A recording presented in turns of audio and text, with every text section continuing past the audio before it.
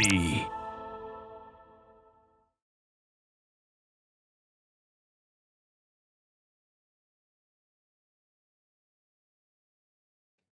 Goshi Marhaba, welcome to the Daily Prelude Show with me, Steve Bell, and I'm joined today by Sheikh Wajid.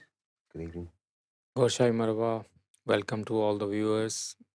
Looking forward for tonight's broadcast and hopefully you will enjoy it. Thank you.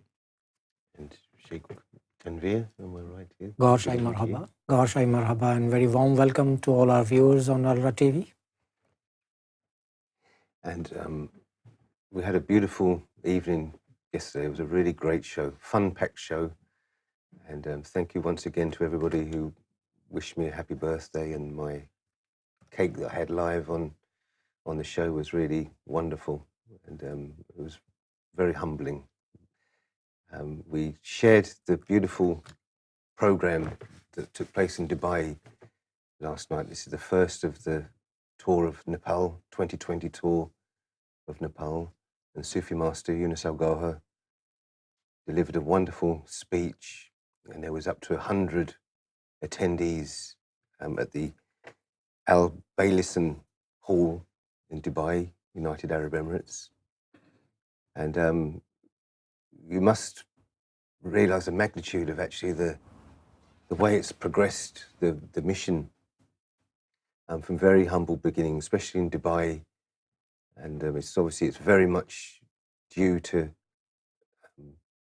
this divine message of His Divine Eminence Goa Shahi and the hard work of Sufi Master Younus AlGohar through ALRA TV that we've actually reached out far and wide, and we've reached out to Dubai, that 100 people attend this program, and there was so much more that wanted to attend, and they will on the next program.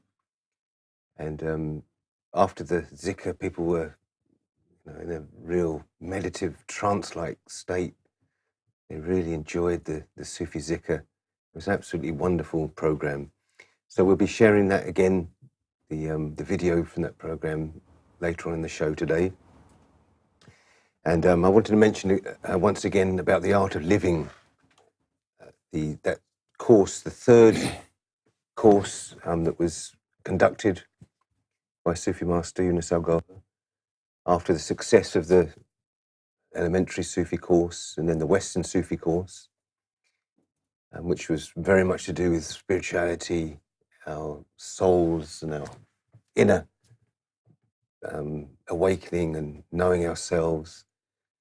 And the art of living was very much about our quality of life, how we should conduct ourselves, how we should live our lives to the maximum quality of love and peace and happiness, how to live a happy life, which is absolutely extraordinary on the Sufi path, on the spiritual path, where the Master is so concerned about our everyday lives, how we live amongst our family and our friends. And of course, this benefits not just ourselves, out to the wider society and out to the global community. Ultimately, we want to reach out to the global community, everybody living in peace and love with each other. And it was about very much how to optimize your inner and outer being and to create your ideal life and broaden your intuitional intellect. That's what it was, the main purpose of it, and it was incredible.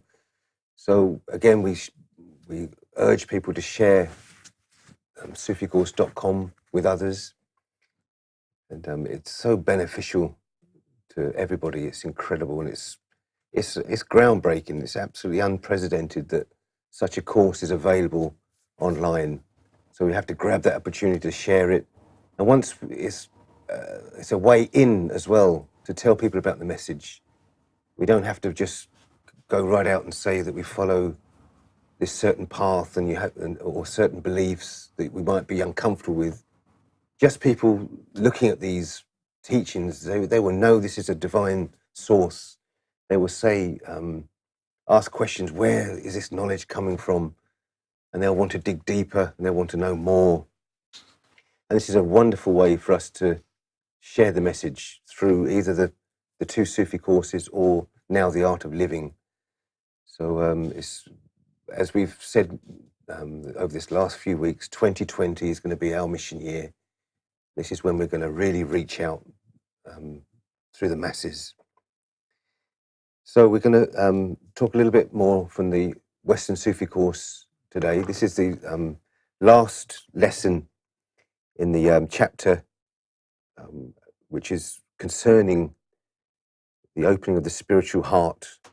This is I think it's the Third lesson, yeah. Yeah. So third chapter, third lesson from that hierarchy of divine love. That was the chapter. We covered the 5 spiritual paths, and yesterday was that beautiful lesson about the spiritual mediator, and then we actually saw the spiritual mediator in action after those extensive tours of America, Mexico, and Israel.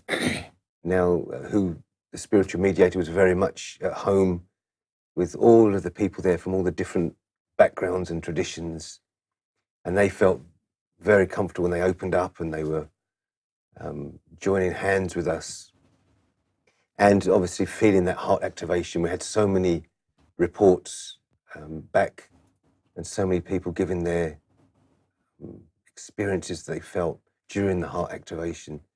So we saw that in action in Dubai, and we're going to talk now about the importance of the opening of the heart. And that's a beautiful expression that this is the bedrock of Sufism. This is where it all begins, with the opening of the heart. But since then, we've obviously learned that that's not the end of it. You're not just approached by somebody who tells you about a spiritual master. You go to the spiritual master, he opens your heart, and that's it, off you go. There's so much more in the universal Sufi order, where you're taken on this journey every step of the way. So Sheikh Wajid is going to kick us off on the bedrock of Sufism, the opening of the spiritual heart. Yes, indeed. As you said, very, very important chapter or lesson from the chapter 3. And Sufi master Younus AlGohar started this lesson from a question, and asking this question that after going through the previous content, you probably so far have come to the conclusion that there are 5 souls in the breast. And can you answer that which soul belongs to your religion? So if you are saying I am a Christian, or I am a Muslim, or I am a Jew, by now if you know that there are 5 souls in the breast, can you answer that which one you belongs to your religion? If you can't answer this question, then you cannot say that I belong to a religion, because the purpose of a religion is to awaken a particular soul in the human body. And if you are saying I belong to a religion, you should know the purpose of the religion by now. So this is a very, very important and eye-opening question, in fact, from where the lesson started, that all the religions which came through the holy and grand messengers had a purpose. And the most important point to remember is that the very first grand messenger was Adam, and the Adam was given the knowledge of the heart and how to awaken the heart. Everything starts from the awakening of the heart, regardless of you came during the era or period of Adam, or you came subsequently afterwards. The first key to open in the human breast is to opening and awakening of the heart. And that's why the heart activation is the bedrock of Sufism. It is the gateway to Sufism. This is the most important thing that all of us should understand. And another great example or simple example was given by the Sufi master Younus AlGohar. Sufi master explained, consider that you are in a building, you entered the building, and you want to go to the top floor of the building. You have to go through all the floors from bottom till the top. So religions are like 5 floors of the building, which you want to go and see from the top. Unless you go through the first floor, then to the next, second floor, third floor, you won't be able to go and reach to the top. So that's why understanding the purpose of each religion, respecting each religion and each the holy messenger or grand messenger is the most important thing that we all should know and understand. There is no shortcut in this journey. And then Sufi master explained through a Quranic verse which says that the Quran said you are supposed to open your heart for Islam. So that's again goes back to the first point that everything starts from the awakening of the heart. That's the first key you have to unlock in order to get rest of the souls awakened, which are in the dormant conditions, plunged and with a specific organ, in fact, in the body and in the human chest and breast. So the next thing which was reminded to us by the Sufi master Younus AlGohar is that authorization from God.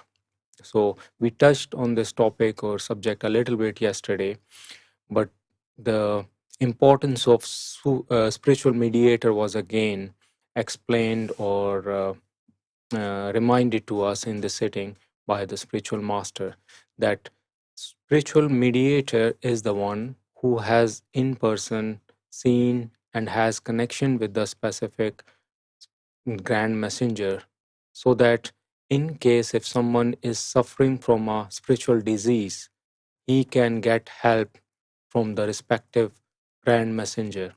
So unless a spiritual master has established his connection with the grand messengers, God doesn't authorize him.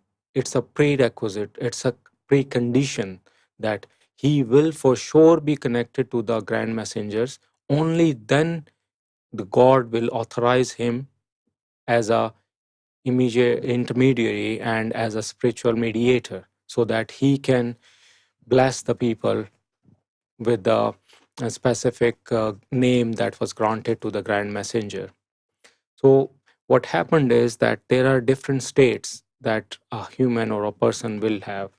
One state or situation will be where your souls are all in your breast and in the dormant condition.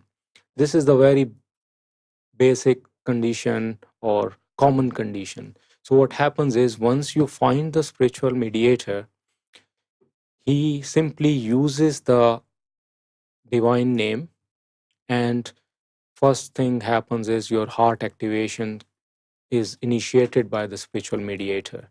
Once that happens, the divine energy starts produced in your heart, and then this divine energy through the blood, it goes through rest of the souls and dormant souls in your body. So this is the first stage that, okay, someone has all these souls, but souls are in dormant condition. Through spiritual mediator, the process starts. The unlock of the heart, activation of the heart is the first step.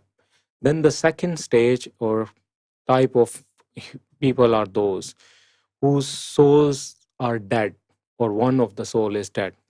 In this situation, what happens is once the spiritual mediator finds is that this particular soul is in the dead situation, which may create a deadlock for the rest of the souls to be awakened or enlightened, he's gonna get help from the respective grand messenger in order to make this dead soul or awaken that soul or give birth or for that particular soul.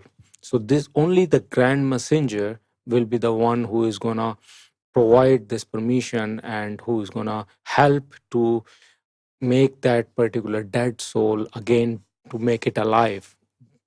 So only that's why the connection of the spiritual mediator with the respective or grand messenger is the very important point which was explained. Then the third category or third type of individuals are those who happen to basically because of their belief, they uh, are like they deny the presence of God, or they deny the presence of the grand messenger, and they disrespect a specific grand messenger or its motto. What if they do like something like this?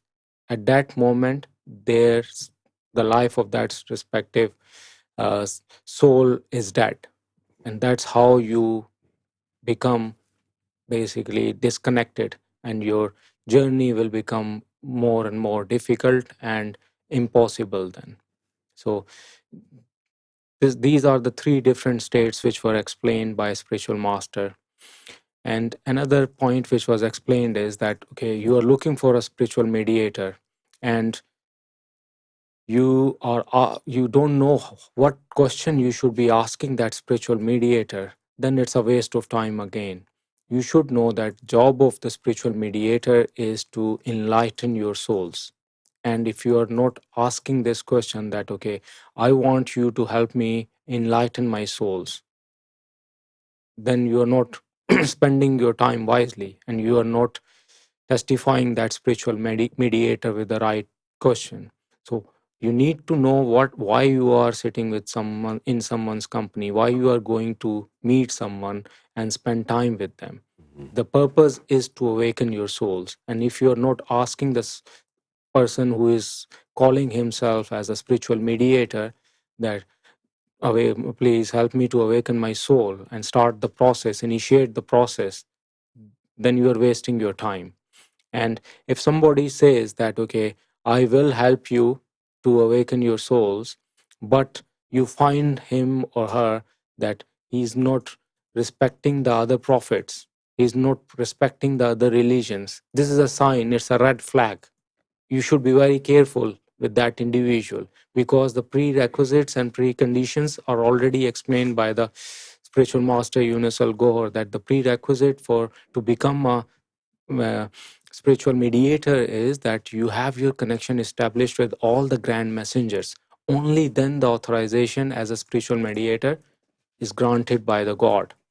So if somebody you find that, oh, he's calling himself as a spiritual mediator, and he's telling you that, okay, he's going to establish your connection with the God, but at the same time you are finding this individual is disrespectful to a specific holy scripture and the grand messenger, then this is a red flag to you, and you should be very careful and don't waste any more time with that person or individual, and move on in the search of the true spiritual master and spiritual mediator.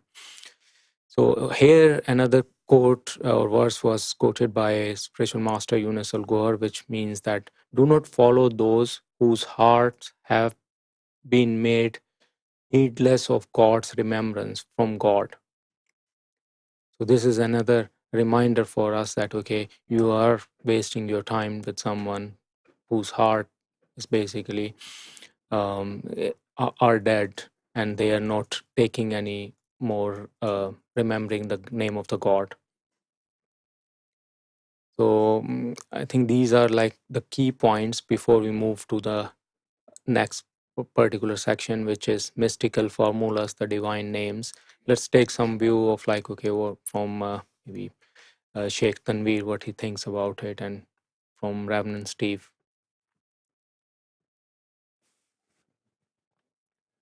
Yes, Sheikh Tanveer. Gaushai Marhaba. Very well explained and narrated by Sheikh Wajid. The gateway to Sufism, the spirituality, obviously. And as Sufi master Younus AlGohar explained it, it's the bedrock of Sufism, initiation of heart. And we must realize before the advent of His Divine Eminence, Sarkar Gohar Shahi, the awaited Imam Mahdi, the seekers would have to spend decades of stern hardship and complete abstinence from sinning and shunning, quitting the whole worldly pleasures and life. They would have to quit their families and businesses, and they had to, just limit themselves to a spiritual retreat. And then after decades of stern hardship and regular exercise given to them by their spiritual master, only then they were recommended for heart initiation. And now with the advent of His Divine Eminence Sarkar Gohar Shahi has made it so easy and so you don't have to do anything. Only what you are asked to do, that if you are willing to have your heart initiated and enlighten your heart, and you want your heartbeat say the name of your Lord when you are sitting, standing, or even you are tossing on your bed, you are busy in your daily mundane life, then you are more than welcome here. And you just repeat the name of the Lord with the voice of His Divine Eminence Sarkar Gohar Shahi or his representative Sufi Master Younus AlGohar, and that's it. Your heart is initiated, and you are given an exercise that you repeat for 3, 4, 5 days, and then you experience that yes, something is going on in your heart. Your heartbeats have started to recite and pound with the name. The divine name has resonated in your heart, and it is pumping there.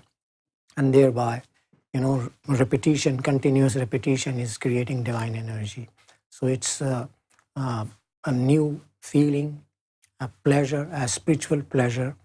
And this is why the heart initiation, and why also it is explained that every human being has 5 souls in his breast. That is qalb, ruh, sirri, khafi, akhfa. Now, all these 5 souls belong to 5 grand messengers, and the expertise of opening these souls and the particular grant of the divine name to these souls is given to these 5 grand messengers, and all these 5 complete altogether, they form the whole body of Sufism, Gnosticism. Now, if one is not being respectful to a particular grand messenger, this simply means that that man, though he may be found to seen practicing a particular religion, but the core of that religion, the essence of that religion has not reached his heart. Had he been blessed with the benevolence of that religion, that of enlightening the respective soul, he would have automatically become humble and respectful to that particular grand messenger. So this is a kind of touchstone. His Divine Eminence Sarkar Gohar Shahi said that I'm here to make you like a jeweler knows the gemstones and the precious stones and other all these precious stones. In the same way, Sarkar Gohar Shahi said that I'm here to make you a jeweler, so that you can know the difference between what is true and what is not true, and what is right and what is wrong. If someone comes to you and claims that he is a very saintly person, he is a very he is being in connection with the Lord, and he is a divinely ordained person, so you have the touchstone.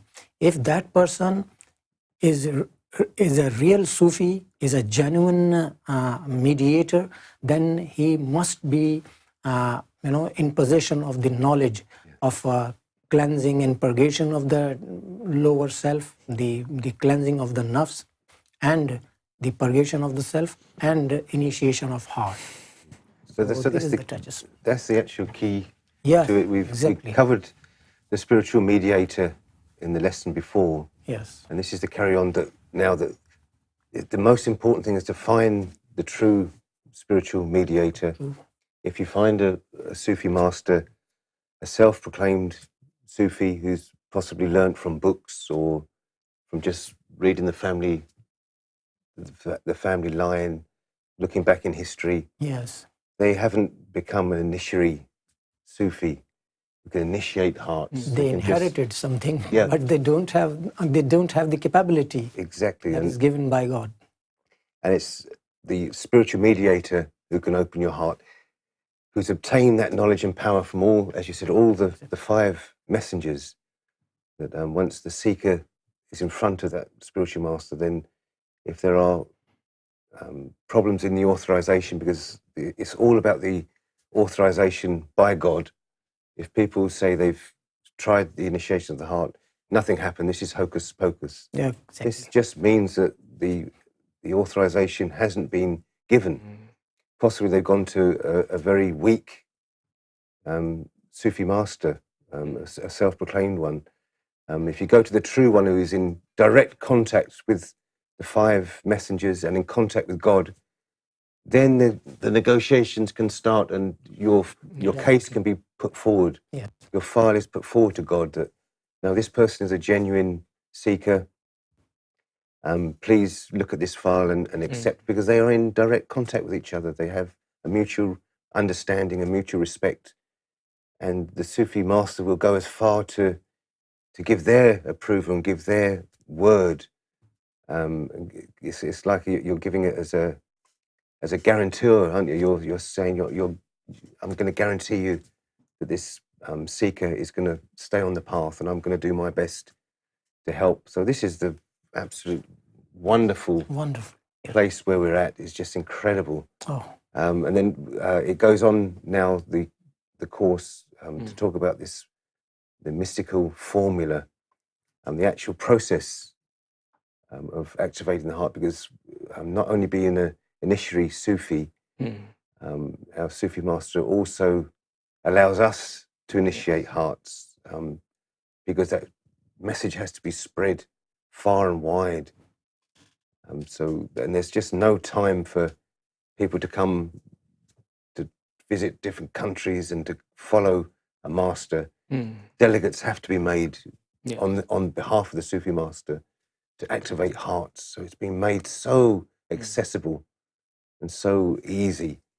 And we're going to show a little video a bit later. We're going to discuss the mystical formula, and then we'll show the latest video from our series of programs in London, which was at the Alexander Palace, the Mind, Body and Soul, where we had a beautiful talk, a lecture towards the end of the 3-day program. So we'll share with you and just discuss the mystical formula now. Yes, so now we have identified that, okay, who is the true spiritual master.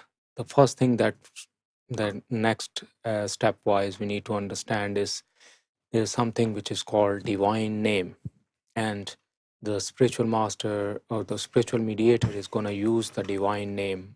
After the moment the authorization is received, he's going to implant the name of God, and this is what is referred as a mystical formula. The name implantation in the soul, in your heart, is called the mystical formula. So in Islam, most of the Muslims are familiar and aware of these 99 names of God, which are the manifestation of different attributes of God. But when we talk about the special names of God, these are granted to the grand messengers. And these are the names which are used in order to awaken the souls. So the name of God which was granted to your messenger becomes the mystical formula for you when you go for the opening of the heart.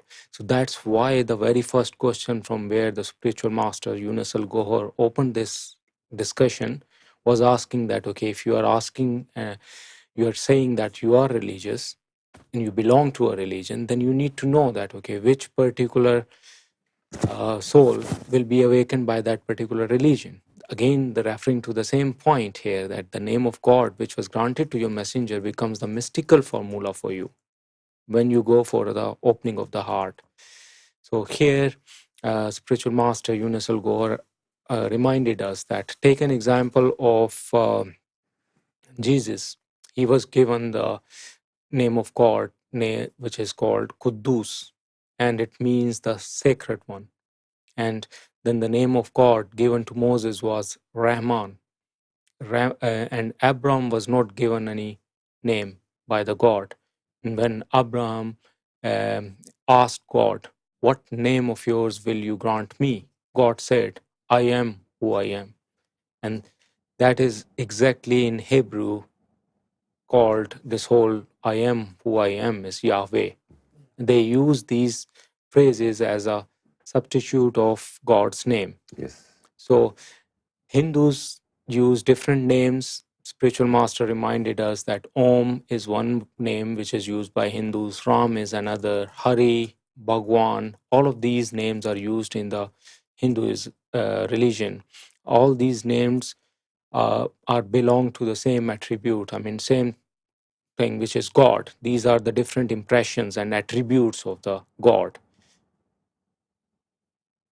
So what happens is that the name of God, which is used according to the respective grand messenger, it it helps to enlighten as a mystical formula to the respective soul, so that the divine energy starts produce. I mean, it becomes available, and it starts the production of the divine energy starts with that mystical formula. So in terms of initiation, we have seen through different expos, and we have seen through different videos and gatherings that if some person who comes as a Jew, then the different name is used, Yahweh is used, and if someone comes as a Christian, then Isa is used. Same goes for, like, okay, Muslims, Allah is the name used. For Hindus, the Om or Ram, these names are used. So the true spiritual master is gonna, or initiator is gonna use that name, which is the divine name of God. Only through the divine name, the divine energy is gonna start, the production of the divine energy is gonna start in the heart. And once your heart is open or awakened, then rest of the souls gradually will start receiving that divine energy. At the same time, the spiritual mediator is gonna focus on you, that okay, if you want to uh, take these to the next level, the divine energy production, you need to focus on your lower self, and denial of the lower self is emphasized as well. So we can watch the video from the Alexandra Palace, and then we'll come back and we'll discuss more about the mechanisms and of the opening of the heart. Yes. But this is a beautiful. This was in November. I think it was November, or possibly the end of October, when we had a 3-day Mind, Body and Soul Expo in Alexandra Palace in London. And we had a stall there for 3 days, the Friday, Saturday, Sunday. And over 10,000 people visited that venue. It was very well attended. And then towards the end of the weekend, on the Sunday afternoon, we had meeting room 1, and we had a talk with the opening of the heart ceremony as well. And it was a really beautiful weekend. So we'd like to share that with you. And this video is available on YouTube, and the full video of it on ALRA TV under the Alexandra Palace show. One by one, if anybody would like to come up for the heart activation, they can do so. Close your eyes, concentrate on your spiritual heart, and we'll repeat the mantra: Om, Om, Om, Om, Om, Om, Om, Om, Om, Om, Om, Om, Om, Om, Om, Om. Close your eyes, concentrate on your heart. This is going to articulate within your heartbeats, your spiritual and physical heart. Om, Om, Om, Om, Om, Allahu, Allahu, Allahu, Allahu, Allahu, Allahu, Allahu, Allahu, Allahu. Keep on that, especially the next 3 days before you sleep. Allahu, Allahu. Wow, that was beautiful. Anybody else would like the activation of the heart? True name of Jesus, the true essence of Jesus comes from Isa, the original name of Jesus. Close your eyes, concentrate on your heart and repeat, Ya Isa, Ya Isa, Ya Isa, Ya Isa, Ya Isa, Ya Isa, Ya Isa, Ya Isa. Ya Isa. Carry on with that meditation. Ya Isa. And you will feel the energies. Thank you. Close your eyes, concentrate on your heart. Ya Isa, Ya Isa, Ya Isa, Ya Isa, Ya Isa, Ya Isa, Ya Isa, Ya Isa, Ya Isa. Ya Isa. Om, Om, Om, Om, Om, Om, Om, Om, Om. Om. The 30th of the month we have in Watford, and we have 9th of November in Blackfriars. We'll be having lots of events, so please keep in contact with us. And there's also a Sufi Online course where if you need any more questions, you can come on, just look up suficourse.com and you can join this. And of course, ALRA TV is there every night on YouTube if you want to find out any more information. But over the next 3 nights, do this heart meditation. The more you do it, the more light and energy you're going to produce in your heart. But as His Holiness said before, this is an eternal remembrance. Once it's in your heart, it's going to be tick tock with your heartbeat. Like making fire with 2 bits of wood or 2 stones striking together to make a spark. Physical and spiritual heart working together will produce positive energy, divine energy with this divine, mystical, rhythmic love that's going to be inside the beating system of your heart. And you will progress very quickly on the spiritual path. But of course, any more questions that you have, we can answer some questions now. But if you think about some a bit later, contact us on ALRA TV. And there's one of our delegates over there with so many leaflets that will give you more information because we're very approachable. Don't worry.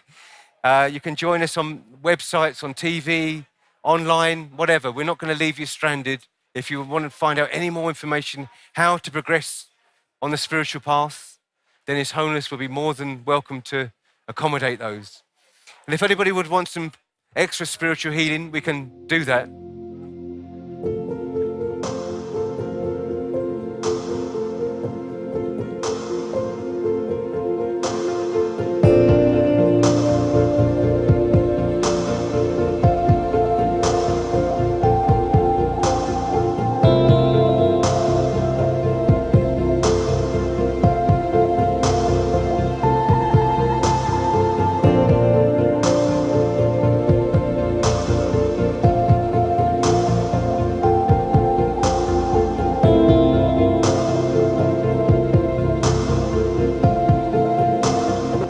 We just finished the talk, the heart meditation, and he was sitting at the front there, and he took the initiation of Om.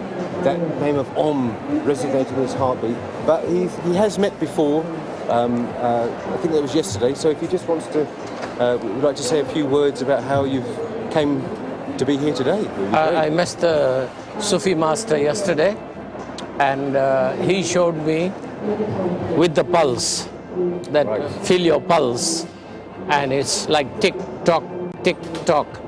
So he said, you say your Om mantra, or whatever mantra you want to say, Om Ram, Om Shiv, whichever mantra, and you allow it. This is the first time I've experienced where somebody said you link it with your heart.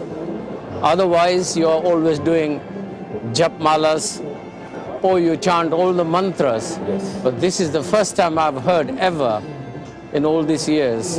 I've met many gurus and all that. To link it with your heart where it will be permanent. Yes. And it's chanting, the heartbeat is going on without you knowing it. So that mantra will be within your heart 24 hours Yep. till you drop dead. Thank you. The rosaries, they drop on the floor when you fall asleep, but this is inside. Yeah, when you're once sleeping, once it's you've still- got it in and you are chanting it, the chant carries on. I tried it last night. Right. And last night, I probably must have said it 2-3 times and I had gone to sleep. So the beat is still going on, and that Om which I had put in through the master, hopefully, That's exactly what we and recommend to that's people. what I need to practice. Yeah. Just over the next 3 days, before you sleep, you're in that state between sleep and awake. Om, Om, Om, and concentrate on your heart, and your physical and spiritual heart will work together. It will produce positive energy, divine light, and you'll Yeah, fly. I'm already on the way. Love. Thank you.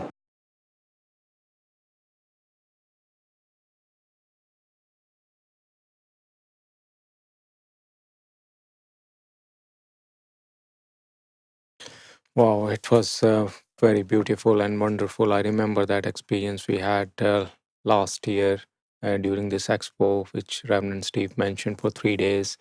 Wonderful event, very good gathering. There were like thousands of people who visited this event, and the person who was giving the brief interview at the end, he himself experienced the heart activation through spiritual master Younus AlGohar on the very first day. And I remember that he was so happy and so much, he felt so blessed that he brought his wife, and he also brought his daughter the next day, because he didn't want to miss anything, in fact, actually. And he had his mother, in fact, who got the heart activation. So it was very, very beautiful and wonderful to see. And what a great timing, because we are just talking about the spiritual mediator, and right at the topic of spiritual heart, the person mentioned about like why it is important, Yes. the activation of the heart, because what you are getting from the spiritual master or spiritual mediator is effectively going to last till your life and life after death as well, in fact, with your souls. So especially the spiritual heart. So it is very important to understand that we are not talking about physical heart here. We are talking about spiritual heart. And the difference between physical and spiritual heart, the easy way to understand is that physical heart is there even in animals. A dog, a cat, all of these animals have physical heart like us. But the difference is there is a spiritual heart and there is a soul which is effectively hanging and pledged beside your physical heart. And what you need to do is, through the spiritual mediator, you need to activate this spiritual heart. And once the spiritual heart is activated, that's what makes you special, as a special creation and creature of God. And that's why the God says that, okay, this is like my supreme special creation. And that's what distinguishes us from rest of the creations of God, who doesn't have this spiritual heart. So unless we unlock the spiritual heart, we activate that spiritual heart, there is nothing special in it, in us. That's the most important thing to remember and understand. Few things which were already mentioned by me, that okay, the spiritual mediator, when he sees that a person's soul is just sleeping in the dormant condition, this is a very common and normal situation, and he is simply going to use the divine name, in order to initiate the heart. But there are cases where the soul is dead, and then he will need help from the respective grand messenger. In case of heart activation, we know that this department belongs to Prophet Adam and on Messenger Adam, and his help will be used by the by the spiritual mediator in order to bring this soul, dead soul, live again and to initiate it. So that's what, again, a very important message which was emphasized by the spiritual master, Younus AlGohar. And he also explained that why does the soul become dead? So in spirituality, if you are blaspheme to any religion or to any prophet, God will instantly seize life of your spiritual heart.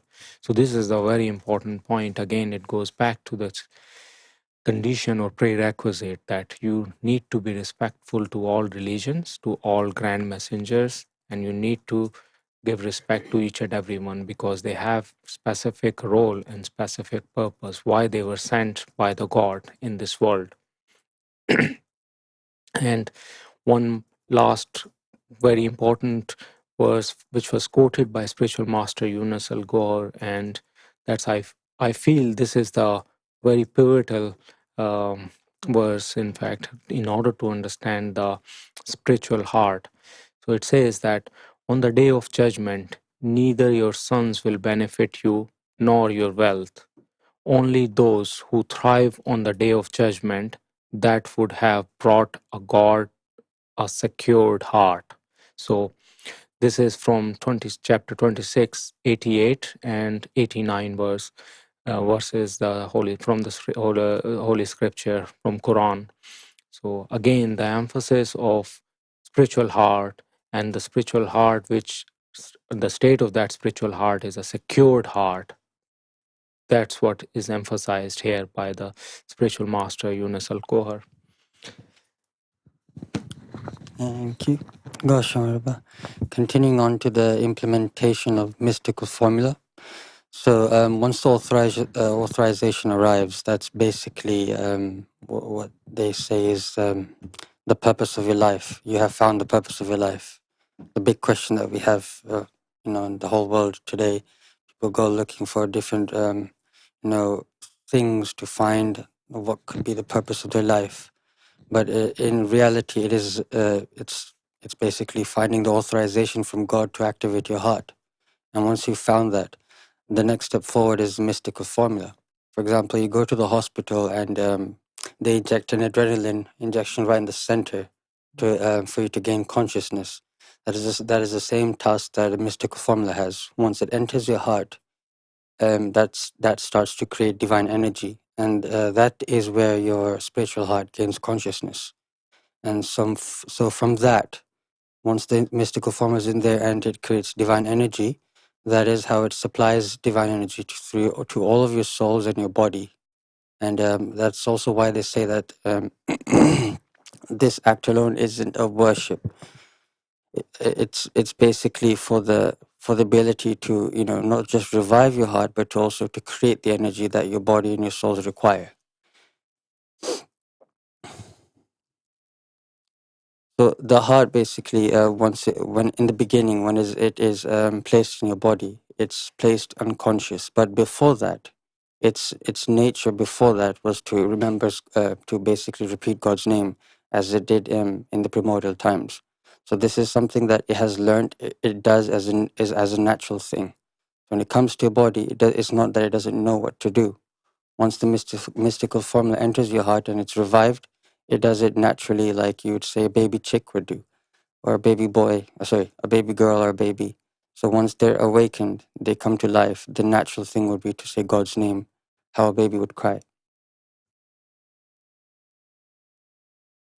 Sheikh Tanvir, that was beautiful. This mystical formula entering the heart and the physical and spiritual heart, working together to produce the divine light, divine energy. Very important. And people may think that everybody takes name of God. So why do I require a spiritual mediator Yes. to repeat the name of Lord that I have been taking throughout my life? Why? I say Allah, Allah, Allah throughout my whole life. So why do I require a spiritual mediator? This is where the spiritual sciences comes into play. That spiritual mediator is going to implant a body of the divine name, divine mystical formula. and that body will settle in your heartbeats, and your spiritual heart, that is called qalb, will be activated, and your heartbeats will start saying and being synchronized with the recitation of that name, and thereby it will produce divine light. So nobody has this expertise, because these are pure spiritual sciences, and only the designated people, those who are a spiritual mediator, those who are spiritual guide, appointed and anointed from God, only they are given this authority and this expertise and the underpinning knowledge also. So it is also very much a kind of a touchstone, like Sheikh Wajid had just I explained it, that when you go to a spiritual mediator, you must know what are you there for. Because if you ask them, like if you have an electrical problem, obviously you will be asking about the solution of your electrical problem. You will not be asking about a plumber. Like a plumber job is done by a plumber, an electrician does an electrical job. So in the same way, the spiritual mediator are there to purgate your lower self, cleansing of your lower self, that is a negative psyche, and the opening of the spiritual heart. So it's a very important divine mystical name. Wonderful, guys.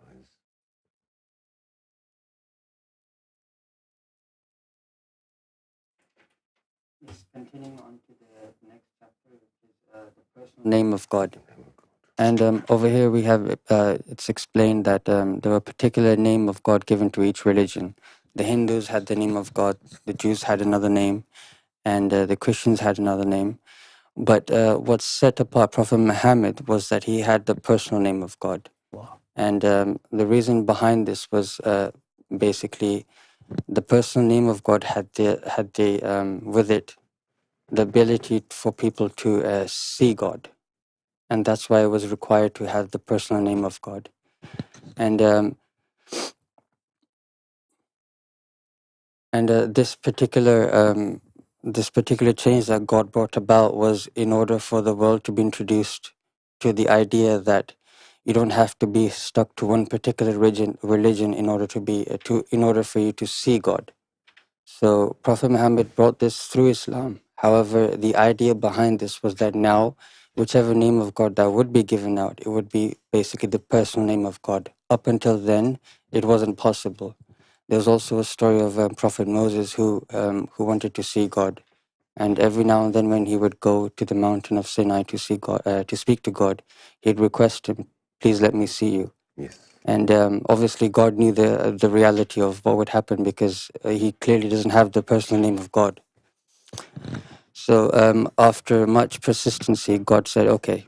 What he did was, instead of showing his real self, he showed but a spark of his divine energy, or was it a shadow, you could say? Yeah, it was a Right. shadow reflection. And the practical response to that was that he couldn't cope it. And because he couldn't cope with that, he became unconscious. And that was a state of human beings until Prophet Muhammad brought the personal name of God. And that's the real change now. So for anyone to receive the name of God now, with that comes the ability for you to see God. And this has become available for everyone of the world to now receive. And in a similar way, this name of God and activation of heart is like your spiritual business. Yes. All the progression in spirituality will generate from your heart. This is how important it is. That brings us to the end of lesson 3.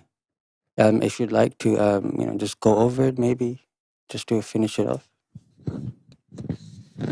Yeah, I think as you pointed out that the last thing, which is the personal name of God, is very important to understand. And I just want to add a couple of things. First thing is, like, we all need to remember, and spiritual master Younus AlGohar reminded us multiple times, that we are living in the last age. And during this age, and in this last period, we are heading towards the end of the world, in fact. And we are not living in that period where we had luxury of like, okay, going in slow motion or in the slow pace or so. We have to look for the expedited program or so, which is required in this day and age where we are living. We are not in the business of, or at the time where going through basics from A to Z and one by one is going to help, because people are suffering, humanity is suffering. We have discussed and talked about multiple times. So emphasis should be that, okay, we need to remind people that what is the true purpose of religion. And if the goal and purpose of religion is to find the nearness of God, this is what you should be looking at, in fact. And if someone as a true spiritual mediator is providing you that nearness to God, why via unlocking your heart or so, you should simply straightforward take that shortcut, because that shortcut is taking you to the destiny, and which is God. Yes. Everything else is a path, and if you want to embark on the slow path, which will take ages, which we have heard in so many times during the spiritual gathering and The other country road, the roads windy and country everything. In road. fact, there are multiple ways to reach to your destination. If you want to take a long route, which is going to take ages, 12 years to cleanse your lower self, and then 40 years spending in jungles or in isolation, etc., it's up to you. But truth is that we don't have that much amount of time left. That's what the focus should be, that okay, the whatever time we have left, actually we should go for the understand the sole purpose, what are we trying to get and what is our objective, and just avail that name of the God which is offered by the true spiritual master. And all of these words from the Western Sufi course and chapters that we have learned so far are emphasizing on the same point multiple times, that identifying the true spiritual mediator, spiritual master, and then simply embarking on that journey, rather than basically going through and reading the textual books and history and all the different stories about past prophets and the ages and time of the disciple of those prophets, etc., how they used to live, and etc., etc. Right, that's great. Well, gosh, Rabah, to new people joining, and welcome to the show.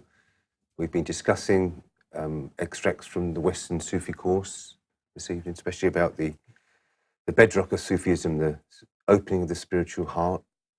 And I promised earlier on that I'll be showing again that beautiful program, a very successful program in Dubai, the very first of this 2020 tour of Nepal by Sufi Master Younus AlGohar, and it's been absolutely groundbreaking. Up to 100 people were packed into the Al Balison Hall in Dubai, and they were thoroughly involved in the heart activation afterwards, and you could see them, the energies, and they were absolutely in a spiritual trance-like state after Sufi Master delivered that beautiful speech. So wonderful to see this progression, that last year there was only less than 10 people came, and now, all thanks to the hard work of Sufi Master and ALRA TV, this message is really booming in Dubai, and so many more people were unable to come. So I'm sure the next program will be even bigger. So we're going to show that program a little bit later. We've got much more coming up. We have Rizwan Gohar is going to perform a qasida for us live here in the studio. But before that, I'd like to share this beautiful message that Sufi Master Younus AlGohar on his personal Facebook page. Very inspiring and motivational for all of us. And I hope everybody read it, but I'd like to read it. I'd have much pleasure in reading this message. It's just incredible, awesome message that we should all take on board and adhere to. And I hope there's a There's a very strong message for religious leaders as well. That if we share this message, maybe these religious leaders will have some understanding and act upon it. So I'm going to read this from Sufi Master's Facebook page. Dear Sufis, it's a very profound pleasure to see you all adopting the path of purification and enlightenment. Without purification of the heart and enlightenment of the souls, it is simply not possible to identify the divine within us. Wow. All celestial scriptures direct its followers to seek God through the passage of the heart. Performance of worship with impurities in the heart leads to severe moral corruption and self-deception. It is extremely disheartening to see how leaders of all religions put aside the esoteric dimension of the religion and totally rely on physical performance of worship and religious rituals. The world would have been a lot better place had the esoteric knowledge been practiced, hearts and souls had been purified and enlightened. When we emphasize on acquisition of spiritual knowledge and an insight into esoteric, ethereal treasure buried in the human breast, we are not implying to either shun the physical aspects of the religions or belittle them. Rather, we advise to prioritize the most important dimension, which we believe is awakening of the spiritual faculties within us. We understand the entire human race is God's beautiful creation. Oh my gosh. God created us not to make divisions amongst us or not to degrade one another. God created the human race to glorify Him, know Him, appreciate His marvel, that of the human creation. We believe no human is lower or less respectful than the other.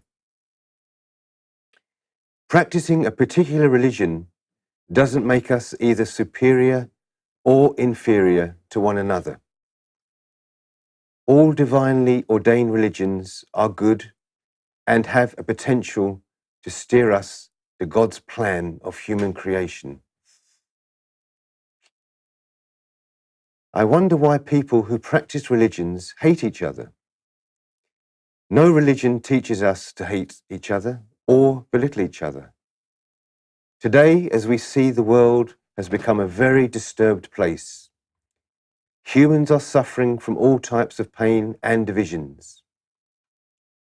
We are living in a chaotic world where we have become intolerable, insecure, inflicted with hate, ritualistic and robotic worshippers. Is this why God has created us? God created us so as to be loved by us. On contrary, we have adopted hatred and intolerance. My dear friends, it's time to wake up from a prolonged spiritual coma. Spiritualize your senses to serve the purpose of God, that of igniting the divine spark within us. God awaits us to love Him and explore His bounties and His grandeur.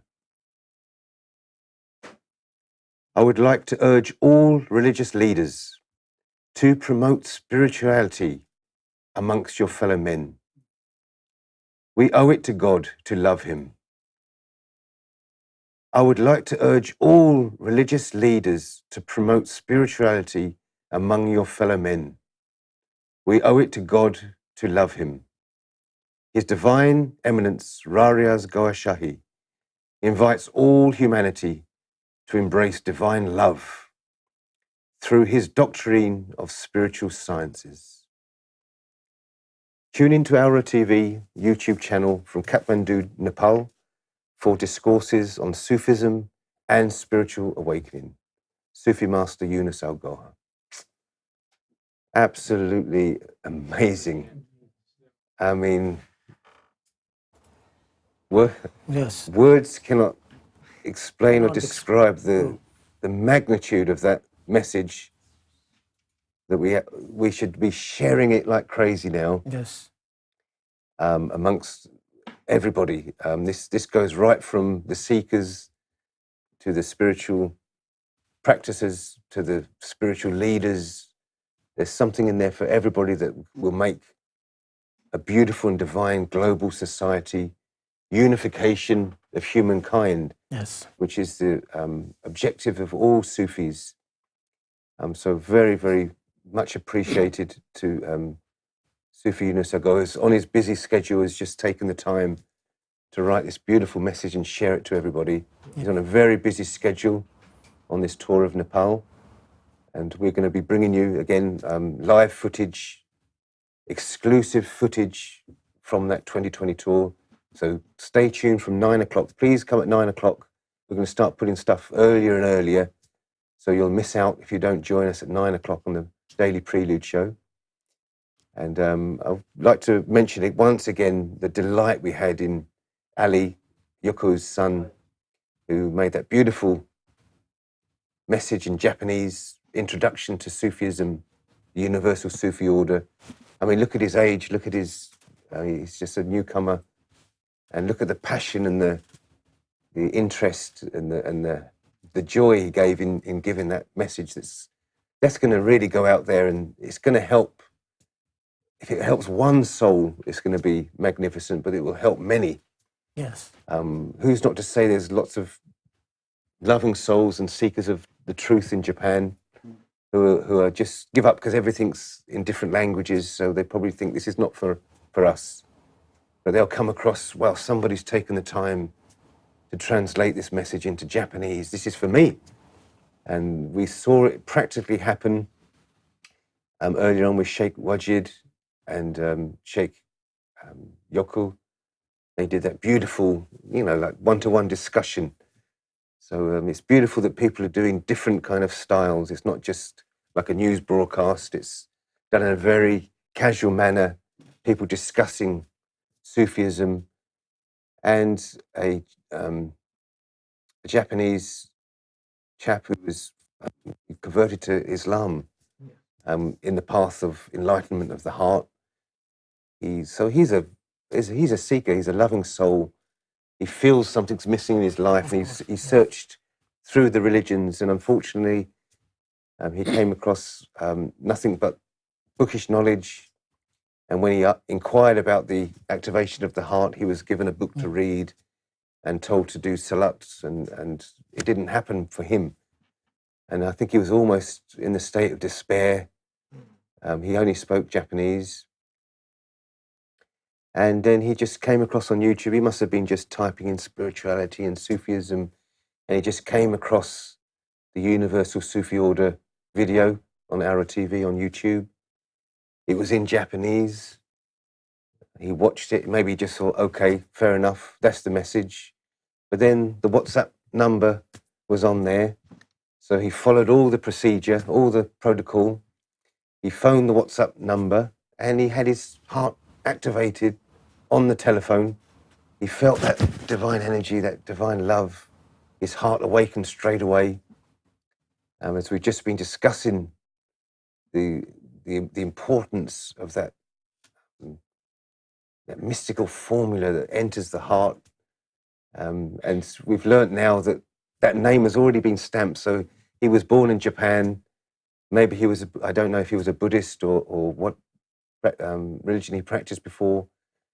Then his body, want of a better word, his body converted to Islam. Yes.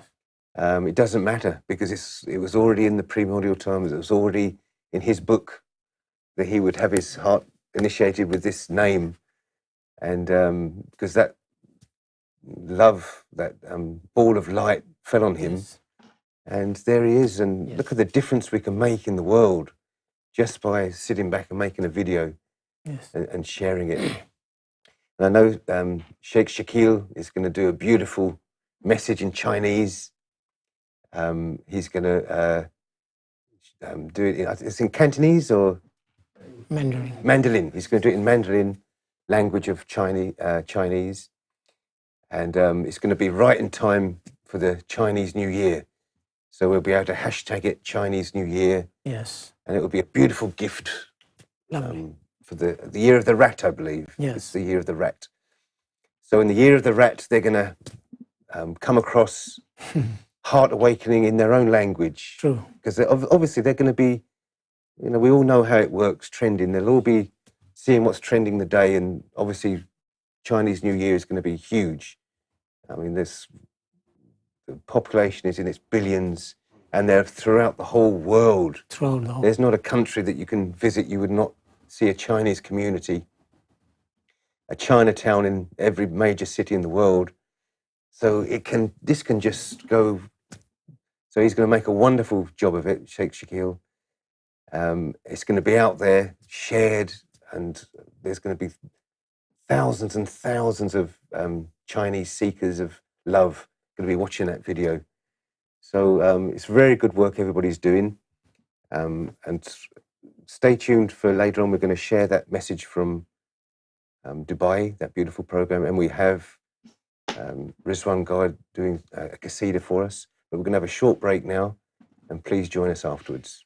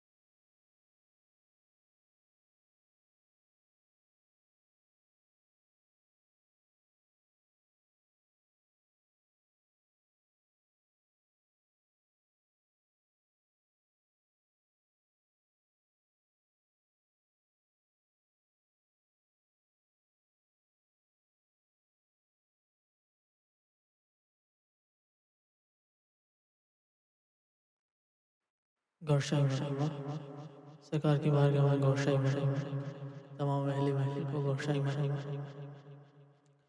मरहबा या मरहबा गौहर शाही मरहबा मरहबा या मरहबा गौहर शाही मरहबा सरकार की आमद मरहबा गौहर की आमद मरहबा चेहरा नूरानी मरहबा जुल्फ़े मस्तानी मरहबा मरहबा या मरहबा गौहर शाही मरहबा जब देख लिया तेरा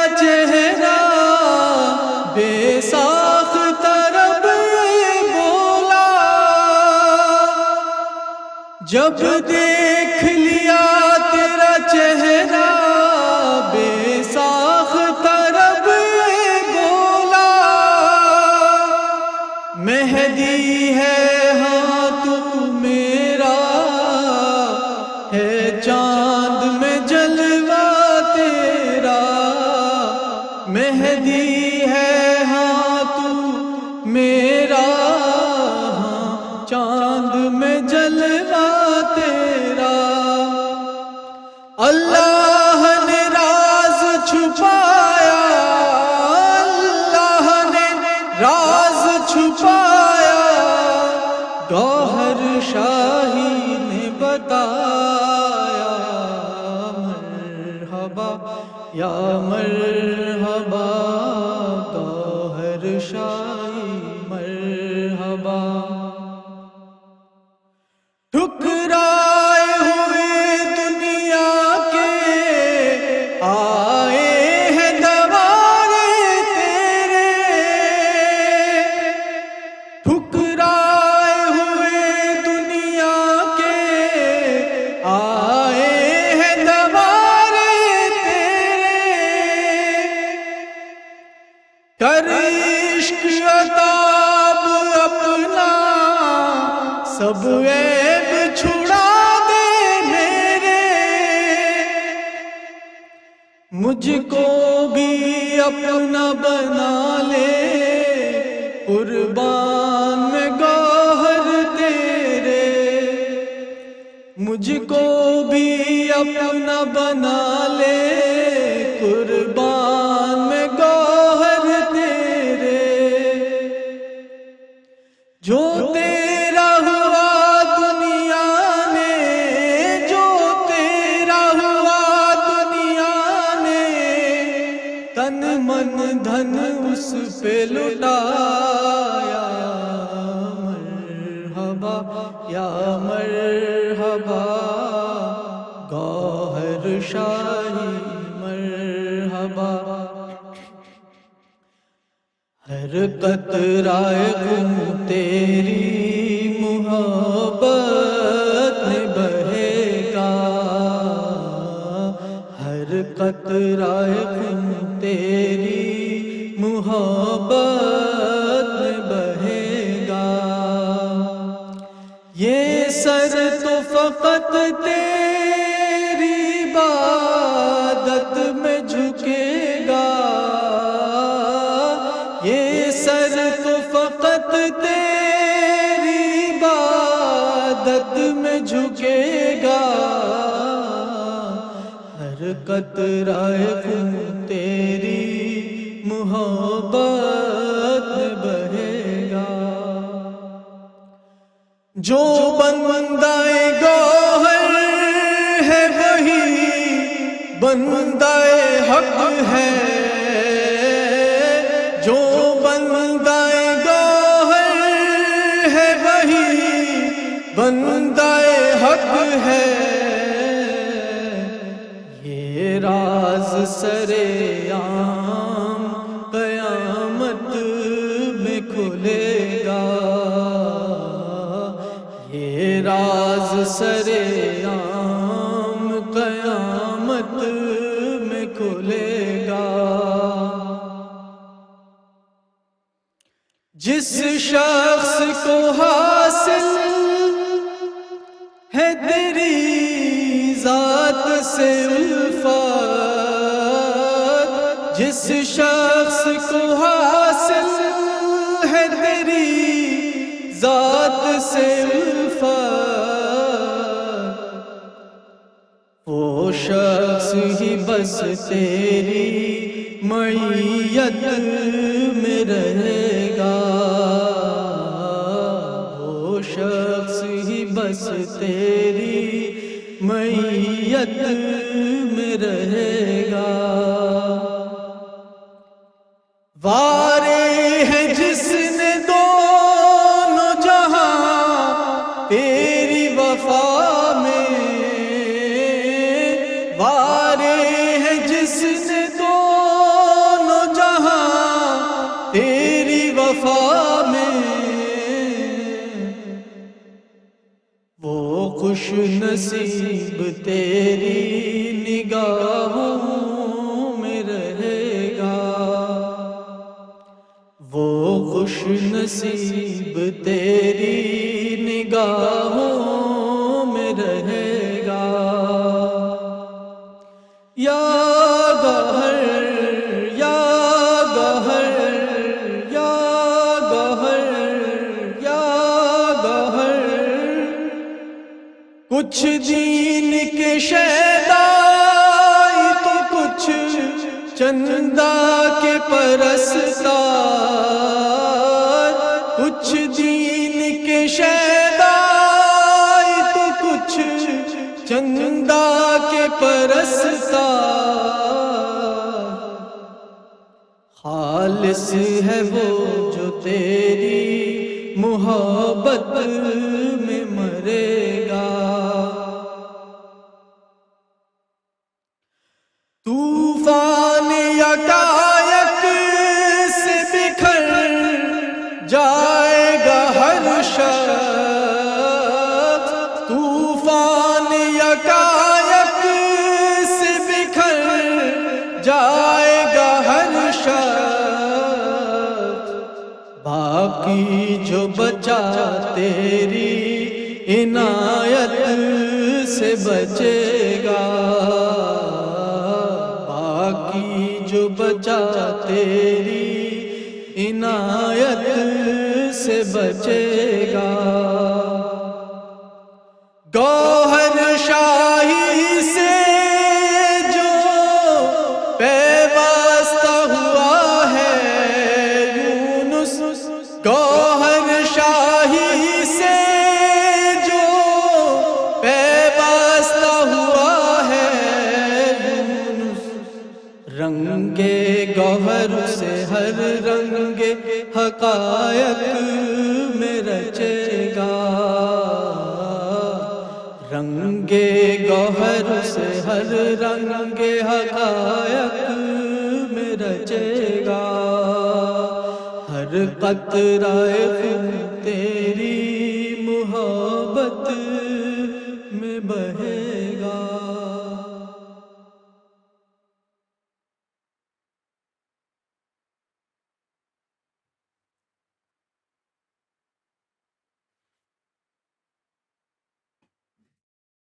Goshim Rabah.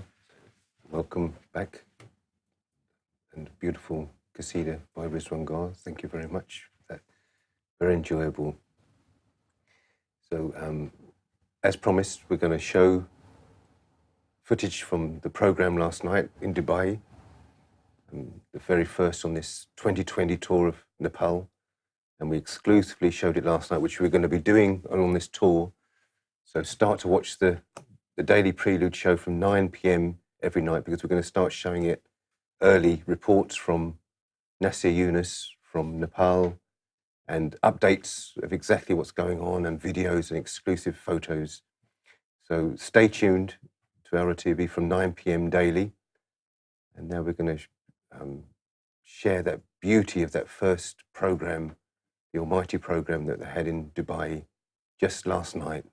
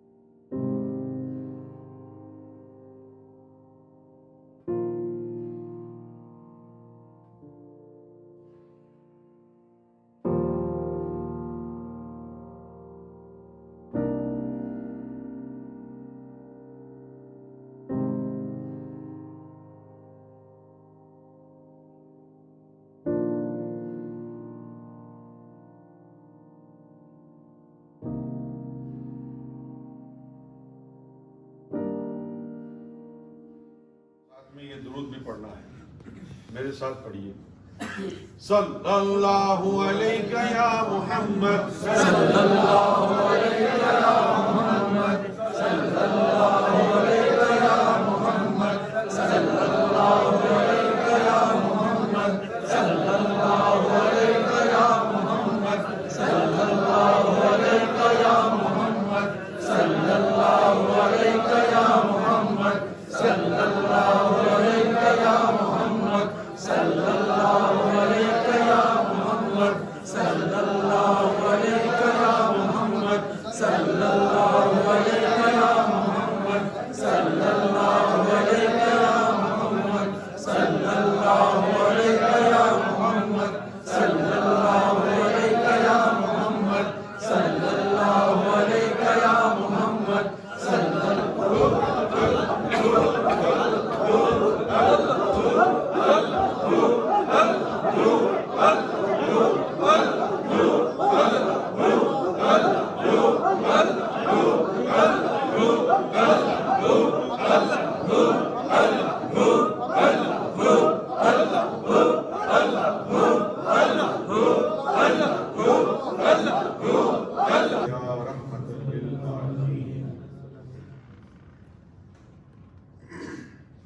बिस्मिल्लाहिर्रहमानिर्रहीम। ला इलाहा इल्लल्लाहु, ला इलाहा इल्लल्लाहु, ला इलाहा इल्लल्लाहु, ला इलाहा इल्लल्लाहु, ला इलाहा इल्लल्लाहु, ला इलाहा इल्लल्लाहु, ला इलाहा इल्लल्लाहु, ला इलाहा इल्लल्लाहु, ला इलाहा इल्लल्लाहु, ला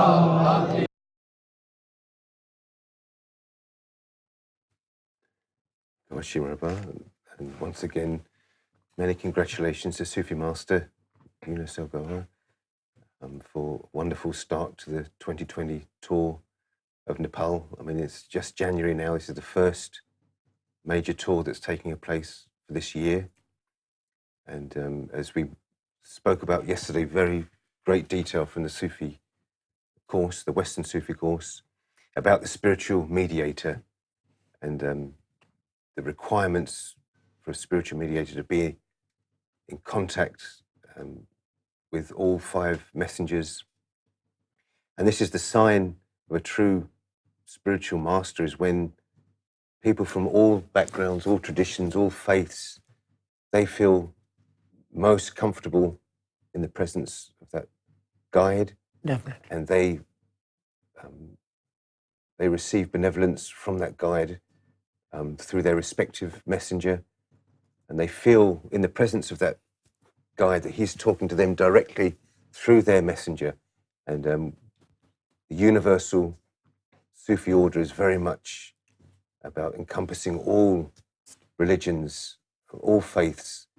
And as we've seen in this last year in our Sufi zikr, we've had people from Hindu background, Jewish background, Christian background, male, female, everybody joining in with the Sufi zikr, and also with so many programs throughout the world, from America to Mexico to Israel, and now this beautiful tour of Dubai. And we've got so much lined up for 2020, which we went through on New Year, these big programs that we have coming up. So it's wonderful. And we just discussed also about the personal name of God, and it was very much expanded on and explained to us 2 days ago by Sufi Master about this, the pre-module times and the time, the souls right from their very awakening, that they knew already through this divine light, divine ball of love that fell on them. They would already know which name they're attached to, and the name was already being given to them. Given to them. So really, when we see this Sufi zikrs and these awakening of the heart taking place. And we know that if that is a true seeker, somebody who's been authorized and a true loving soul, then really the name that they're given is not that important. It's they will already, their heart will already be yearning for the sacred name. The activation of the heart will be enough for them. And I've experienced it and witnessed it very on a personal level at Mind, Body and Soul expos, where people aren't really sure. They've lost the path. They've lost the way. They've lost the faith in their religion. And there can be many aspects to it. There's many factors. We can't just say it's because of the clerics, it's because of the leaders. We can't blame everything on the leaders of religions. There's so many different factors why somebody could lose their way and lose their... And it's not always their faith in God. They will come to us sometimes and say, yeah, I was born into this religion, but I don't believe in religion anymore. And that doesn't mean that they don't believe in God anymore. They still have that belief. But they could be a loving soul that believe there's a different pathway to God. And this is why we always have to be very gentle and very understanding. And we talk about so many times in life that people have traumas, people have bad experiences in their lives. Maybe it was through a religious school that they went to. Yes. And they weren't treated as you would wish to be treated as a child by the religious leaders of that school. And that may, in later life, really affect you. And it might put you off religions completely. But you're still looking for that spiritual path, and you might not want to use the names of God that you'd heard, because it had been drummed into you in a military fashion, in a forceful way. Sometimes people, that relationship with God is sometimes it's not like a father and a son and a loving relationship. It's portrayed to you as some kind of master and servant. And in later life, people just think, no, I don't want to be the servant. I want to love God. I want to know God. And this is where Gnosticism comes into play. And I'm thinking of a gentleman who came up to our booth, and he spoke directly to Sufi Master. He was very lucky. He came at the right time, and Sufi Master was at the stall, and he approached us, and he started talking. He saw the pictures of Lord Rariaz, and he saw Lord Jesus pictures, and he said, oh, this is another religion kind of thing. He was a bit downbeat. He was attracted to the stand, but there's something pushing him away, because he was relating our message to religions. And we're not supposed to just give up and say, okay, he's not interested. We still have to give this message to everybody. Every seeker is worthy to listen to the message. So through a different avenue, we approached the man and we explained to him that this is a non-religious approach to spirituality. And maybe the approach you had before, what you heard before, what you were taught before, it wasn't about knowing God, it wasn't loving God, it was just about worshipping God. We're not in the practice of teaching people how to worship God.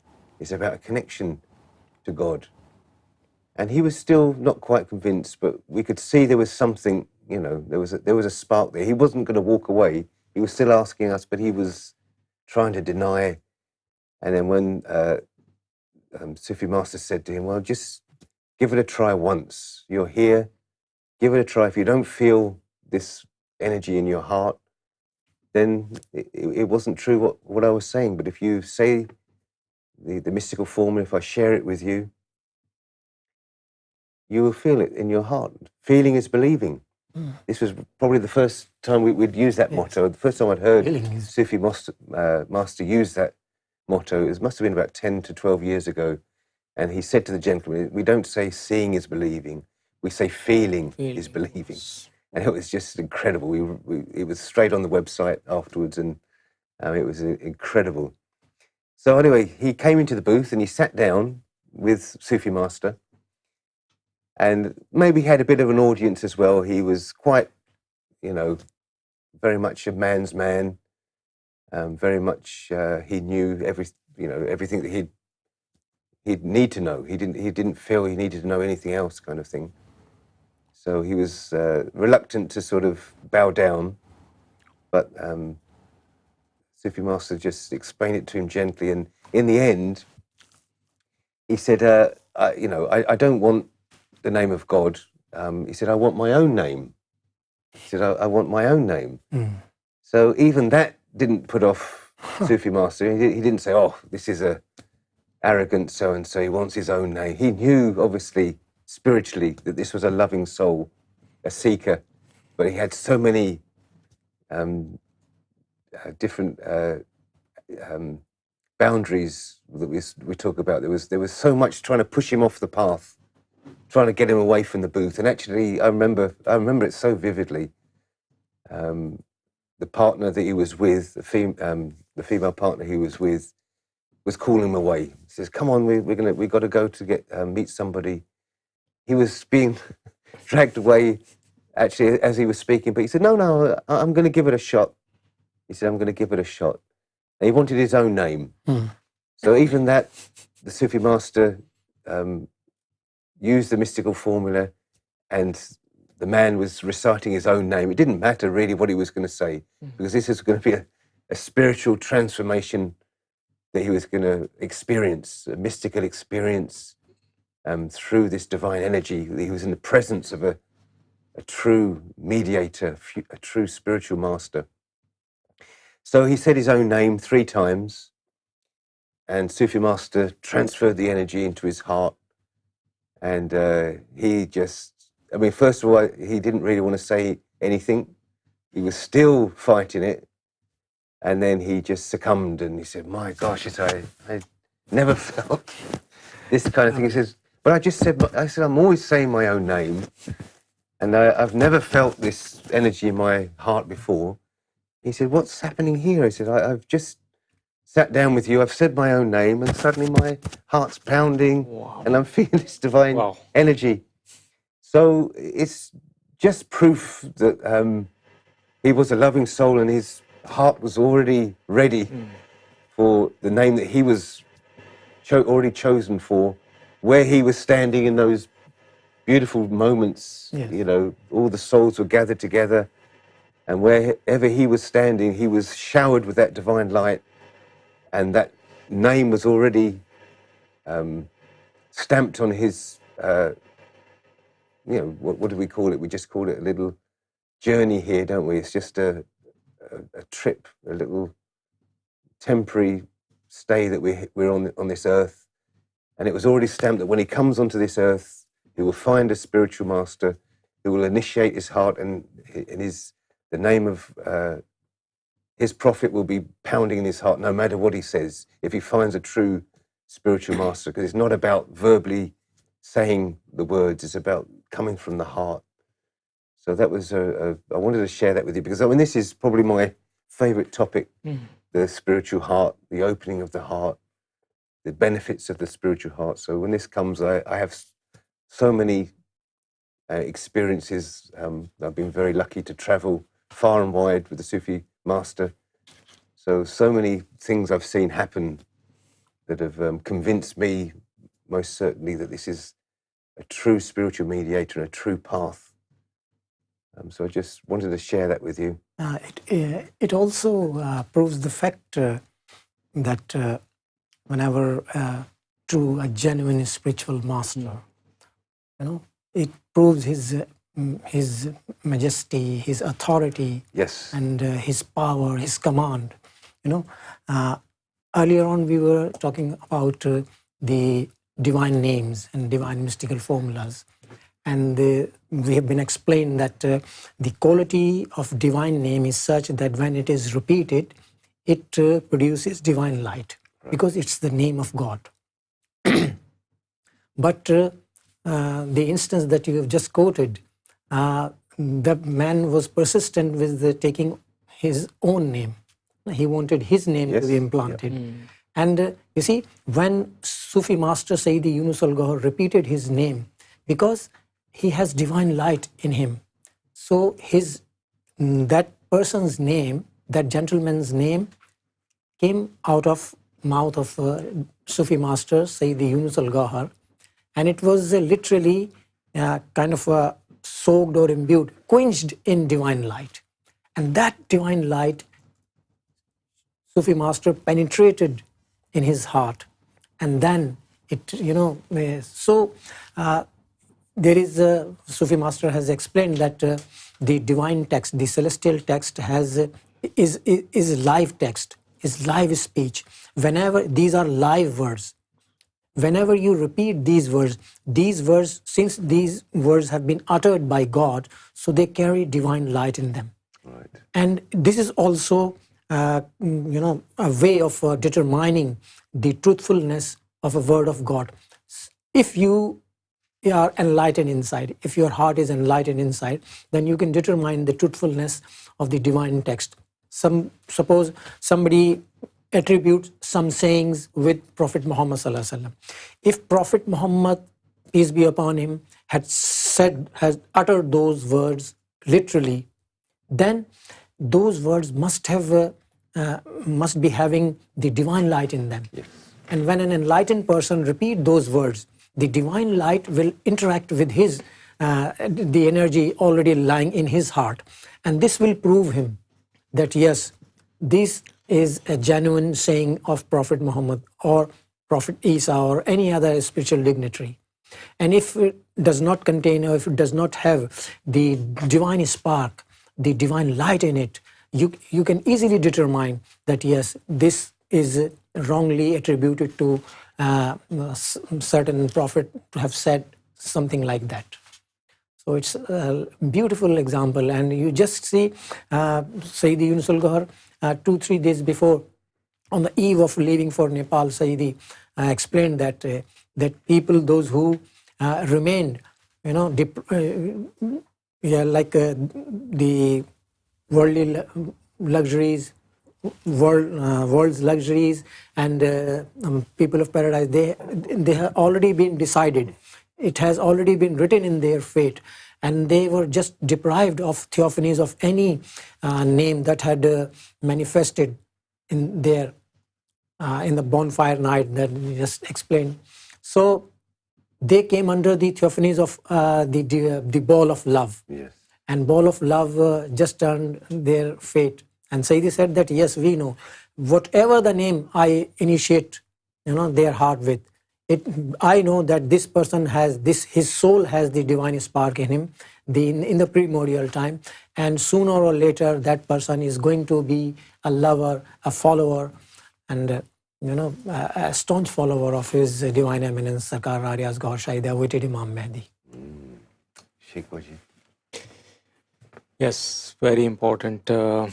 And as you mentioned that, okay, while granting this name or with the permission of Sufi Master Younus AlGohar, we come across situations where we see people who want to experience, but they are also a bit concerned initially because they have gone through multiple experiences where they have been to the religious clerics, they have heard about religions multiple times over and over again, depending upon which society, which culture they brought up.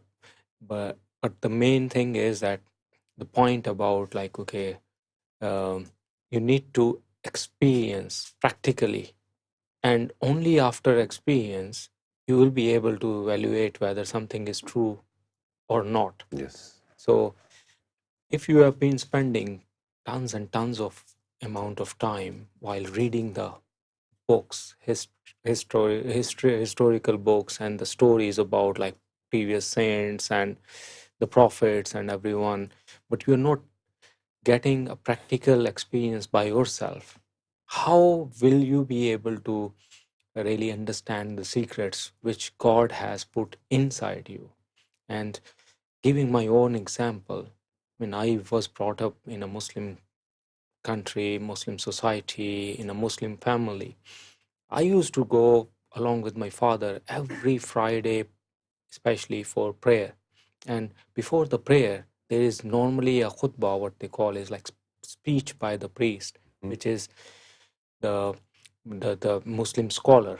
Normally, the speech is for 45 minutes to an hour. Every time I remember the same thing over and over again. If it's not the other Friday, the very next Friday, maybe once in a month, the same stories. And I was like, okay, going through this experience, just thinking my own by myself and becoming very curious about, like, okay, my father is taking me there. I'm just listening all this, but what is it in for me? Really, after all this, if the scholar or the Muslim priest and cleric can offer me something which I can adopt myself, that will be the best thing, right? If I'm going to the school or I'm going to the college or university and my teacher is explaining this is the theoretical side of the thing, for example, chemistry or biology, and at the same time he is saying that, okay, later on in the day we will have a practical. We used to go to the laboratory and experience that practical. All the equations that we were reading through the books or so, we were able to practically mix the two things together, make a compound and experience. Yes. That's what I believed on.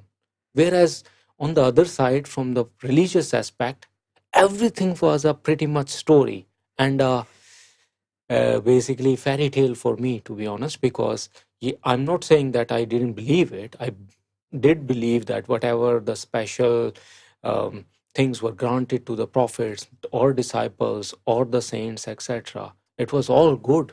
But how can I become someone special? How can I embark on this journey? That was always in my mind, and always I was curious about. I mean, and my parents used to believe in, like, okay, the holy saints. They used to take me to multiple places as well when they used to go for offer prayer or offer their uh, what call the blessings on those saints, etc. They used to teach me all those respects you need to have with these saints, etc. But again, the point was, which I always used to come, I respect them, everything is good, but at the same time, how do I start? From where I start? Right. That question was always stuck in my mind. But when I came across this beautiful message, the very first thing that I remember I was explained is that you need to focus on becoming a Mu'min. And you have been taught about how to become a Muslim, and that becoming a Muslim is by reciting the motto. And I remember that whole focus was, okay, now you have recited this motto, you are on the path of being a Muslim. And the very next stage offered to me was like, okay, we need to offer the prayer right away, 5 times a day. Start reciting the Holy Quran and keep repeating it without understanding the true meaning of it. So that's where the disconnect was. And as soon as I came to know that, okay, the prayer is mandatory for if you are a Mu'min. So then the question came as in, like, am I a Mu'min or am I a simple Muslim after reciting the motto? Oh, okay, the prerequisite for offering the prayer is to become a Mu'min. So how to become a Mu'min? This is all, everything was explained through this special knowledge. I didn't come across any of this knowledge before. Then everything started becoming clear and clear as I started joining all these sittings by the Sufi master Younus AlGohar. Initially, I remember I used to visit London when I was based in Hong Kong. Every time I used to come here, maybe in a 30 minutes or 1 hour sitting, I had like tons of questions, 15, 20 questions, one after another. And Sufi master Younus AlGohar, every time looking at me, you have another one, go for it. Do you have further question? Go for it. And he used to, like, in detail explain me to the extent that I was like, no further question, crystal clear. Everything gradually started becoming clear and clear. And most of the time what used to happen was like, okay, someone else asked the question which was already building up in my mind, and that answer that Sufi master gave to that person make everything clear for me as well. So the main thing, an important part is you just need to stay connected. Every day, every night, the broadcast is there. And 10 o'clock, when I started this journey and when I started seeking this knowledge and learning this knowledge, everything was, I remember, on Yahoo Messenger. We used to operate on just through the voice. Yes. And a lot of times what happens was like internet problem, voice problem. And now we are blessed. Everything is so easy. I mean, we are anywhere in the world. We are in our bed, as Sheikh Tanveer mentioned, tossing in our bed. We are just enjoying all these like blessings and special message and special knowledge revealed every day by spiritual master Younus AlGohar. So we are very, very lucky. But at the same time, I feel, given that we are living in this day and age, our responsibility to spread this message is even increasing day by day. The more amount of knowledge we are absorbing, the more responsibility is increasing on us, in fact. So whoever is saying that I'm connected with spiritual master with this knowledge for 20 years versus a person who is here from last 6 months, 1 year, I feel that the person who is basically blessed and taking this and absorbing this knowledge for 20 years has a lot more responsibility to go across and get this knowledge across, to reach out to the communities and to the people, to spread this message. Exactly. Yes. Very valid points. And of course, we mentioned earlier now on the SufiCourse.com, now available alongside with the elementary Sufi course. There's the Western Sufi course, and now the Art of Living is now uploaded onto that website. And all the full texts, there's a good 3 chapters, I think 2 or 3 chapters covering the Universal Sufi course. Remember that unique course that caters for the inner aspects of life, our day-to-day lives, how we can improve the quality of our life, how we can improve just through our own small circles and families and out to the broader societies and the whole of humanity that can benefit from this quality of life, this art of living.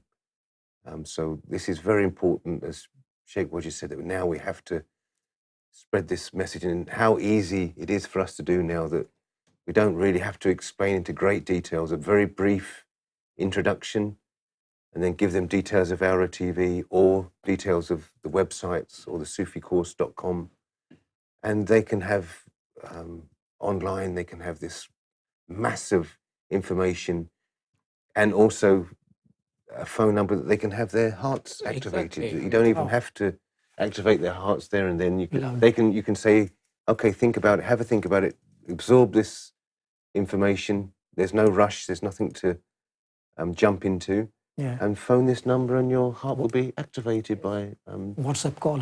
Yeah. Only By WhatsApp call. because our initiatory Sufi master allows us to initiate hearts. He shares us this energy and light.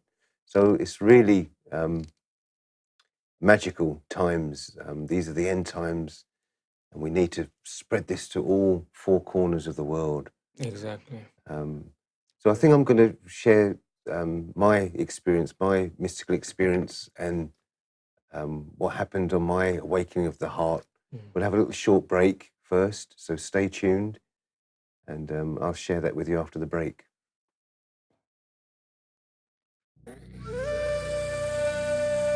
لا إله إلا الله لا إله إلا الله لا إله إلا الله لا إله إلا الله لا إله إلا الله لا إله إلا الله آدم صفي الله لا إله إلا الله آدم صفي الله لا إله إلا الله آدم صفي الله لا إله إلا الله آدم صفي الله لا إله إلا الله إبراهيم خليل الله لا إله إلا الله إبراهيم خليل الله لا إله إلا الله إبراهيم خليل الله لا إله إلا الله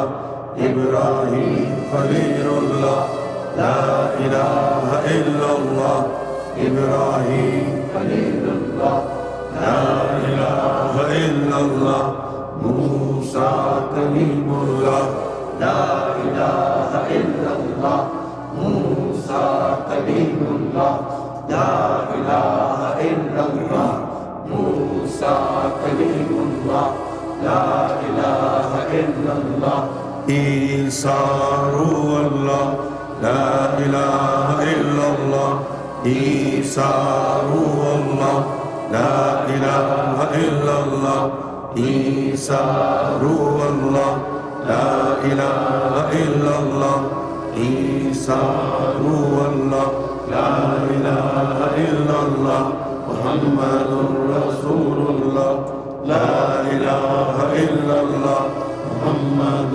رسول الله لا إله إلا الله محمد رسول الله لا إله إلا الله محمد رسول الله الله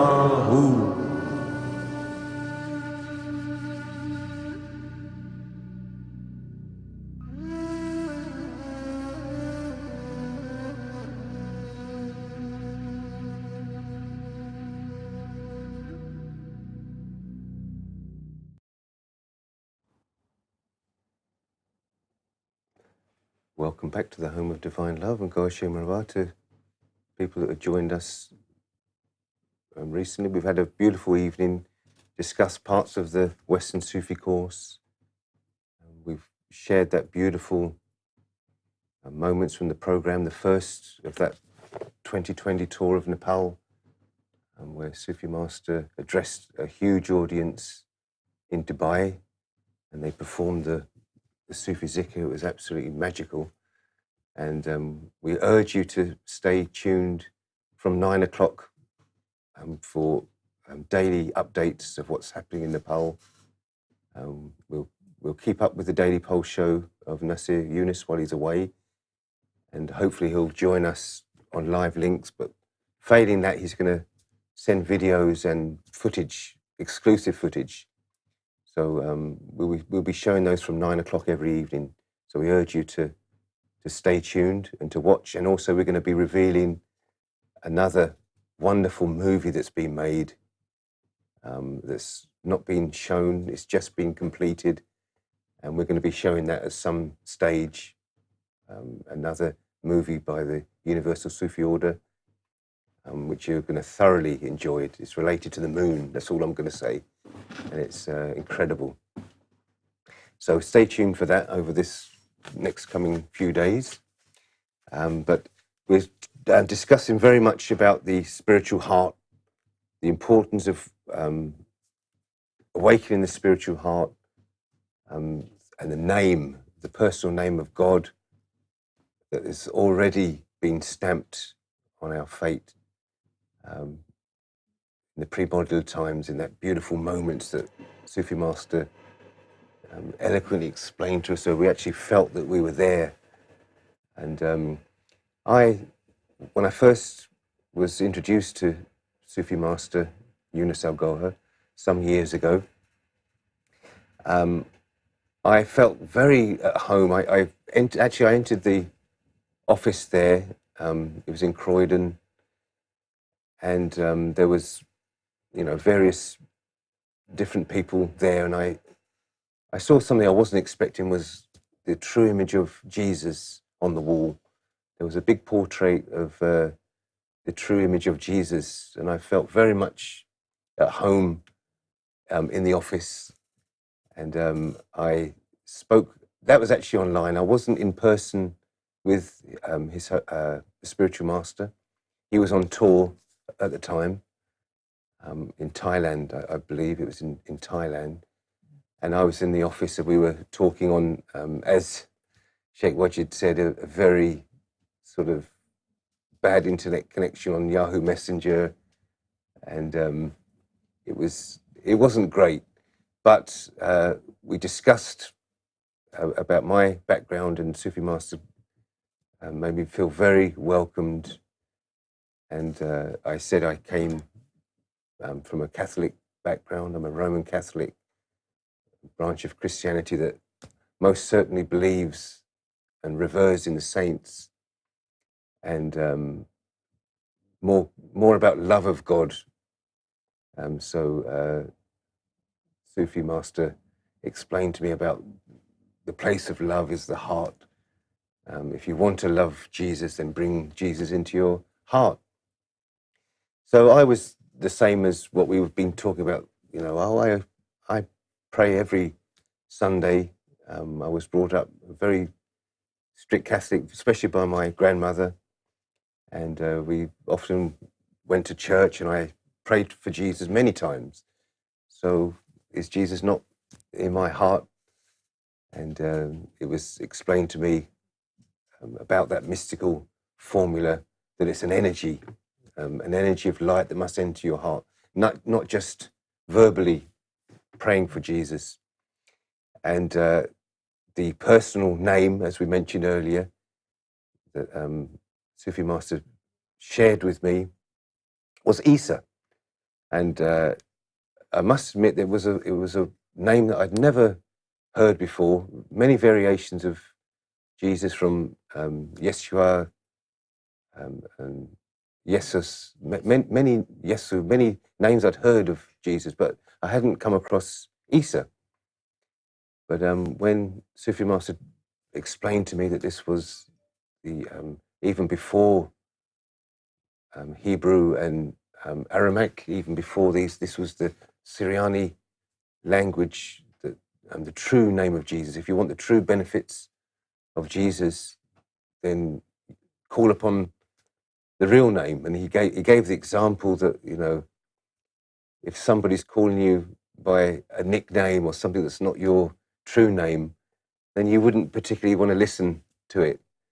But if somebody calls you Steve, then you will listen and you will pay attention. Oh, Steve, that's my name. He's not just calling me a silly name kind of thing. And that was how it explained to me. So I was very much in favour of the name of Isa. I thought, this is wonderful. And then it was explained to me that about that spirit, that the Son of God, meaning that Jesus is the Son of God, means that Jesus has a spirit of God. The spirit came from God and entered Jesus as an addition to his souls, his spirits. He had this additional spirit from God. So the motto was given to me, Isa Ru, the spirit. And I said, oh, that's great. And then God, the name God, which was, I think to me, was never seemed to be very powerful or carry much light and energy. Over those years, I would have probably given, give or take, the name of God, G-O-D, God. And most certainly, if you ask many Roman Catholics, the focus is, if they would admit it or not, the focus is more or less on Jesus, the love of Jesus as a messenger. And God is not always in as many prayers or as many recitations in Catholicism. So when Sufi Master said to me, the true name of God, the personal name that carries energy is Allah. So I'd heard of Allah before. Obviously, that was a name that I'd heard many times. So I said, that's fine. I don't have a problem with Allah. I think Sufi Master asked, would you have a problem with Allah? I said, no, I don't have any problem. It sounds wonderful. So Isa Ru Allah was the motto and the mystical formula that was advised to me by Sufi Master. He said, would you like to try this as a initiation? This is what we used to call it then, initiation of the heart. I will initiate your heart with Isa Ru Allah. So I said, that's fine. I said, I will do that. And actually, as we said about the initiatory Sufi, and who at that time Sufi Master used to allocate certain individuals then that that mystical formula and that power to initiate hearts. And it was Mir Lali, Mir Sub, who initiated my heart with Isa Ruwallah, and over the internet from Thailand, and I was in the Croydon office. So I said Isa Ruwallah 3 times along with Mir Sub, and they said, that's your initiation of the heart. I was told to, or advised to go away and do this meditation as much as possible. And Sufi Master said to me, if you'd like to come now and again to the office, when I come back to London, this will benefit you, and we can do this heart meditation, and you can receive more divine energy. So I was very happy and went away, went about my daily business. And this is when we talk about the connection, and many times when I visit Mind, Body and Soul, and we have images of His Divine Eminence Gohar Shahi and Jesus together, and people ask for the connection, are they together? And I've experienced so many times either Christians or Muslims that come to us for activation of the heart, whatever name they call upon, sometimes they either see His Divine Eminence Gohar Shahi and they'll see a white cross, or they will see a cross and Prophet Muhammad. I've come across many from Islam traditions that have seen that while they've taken the activation of the heart. And these 2 personalities are very much connected, and they've physically met each other in America and discussed the divine paths. So they're very much working together for divine love in a non-religious aspect. So after a few days, I was in, it was more than a sleeping state, actually. I was almost in a coma one night. It was such a deep sleep. It was incredible. It was beyond any kind of sleep that I've ever had. And one that I most certainly just could not wake up from. And I was approached by 3 really grotesque demons. And I wouldn't even say that I could see them. I could feel them. I could feel the anger and the hatred and the negative vibes from these creatures. And there were 3 of them. They were just, I can still remember what they looked like. They were just grotesque. And they were approaching me. And I had that feeling of that you've heard the expression before. I've heard the expression of fate worse than death, but I felt that fate worse than death. It was something that I think if somebody puts a gun to your head, you would just think, oh, they're just going to shoot me, I'm going to be finished, dead. That's the end of the story. What's there to worry about, kind of thing. But this was something worse. I thought that I was going to be dragged into something worse than death that would never end. I had all those feelings. It was just beyond fear. It was just awful. And I was trying to wake up, and they were approaching. I was in this deep trance-like state. And then, I hadn't heard of any of the calling out zikrs or calling out names, anything like that as protection. I hadn't heard of anything, but I felt from my breast, it was expanding, it was pounding, and just heard the bellowing, Ra Riyaz, Ra Riyaz.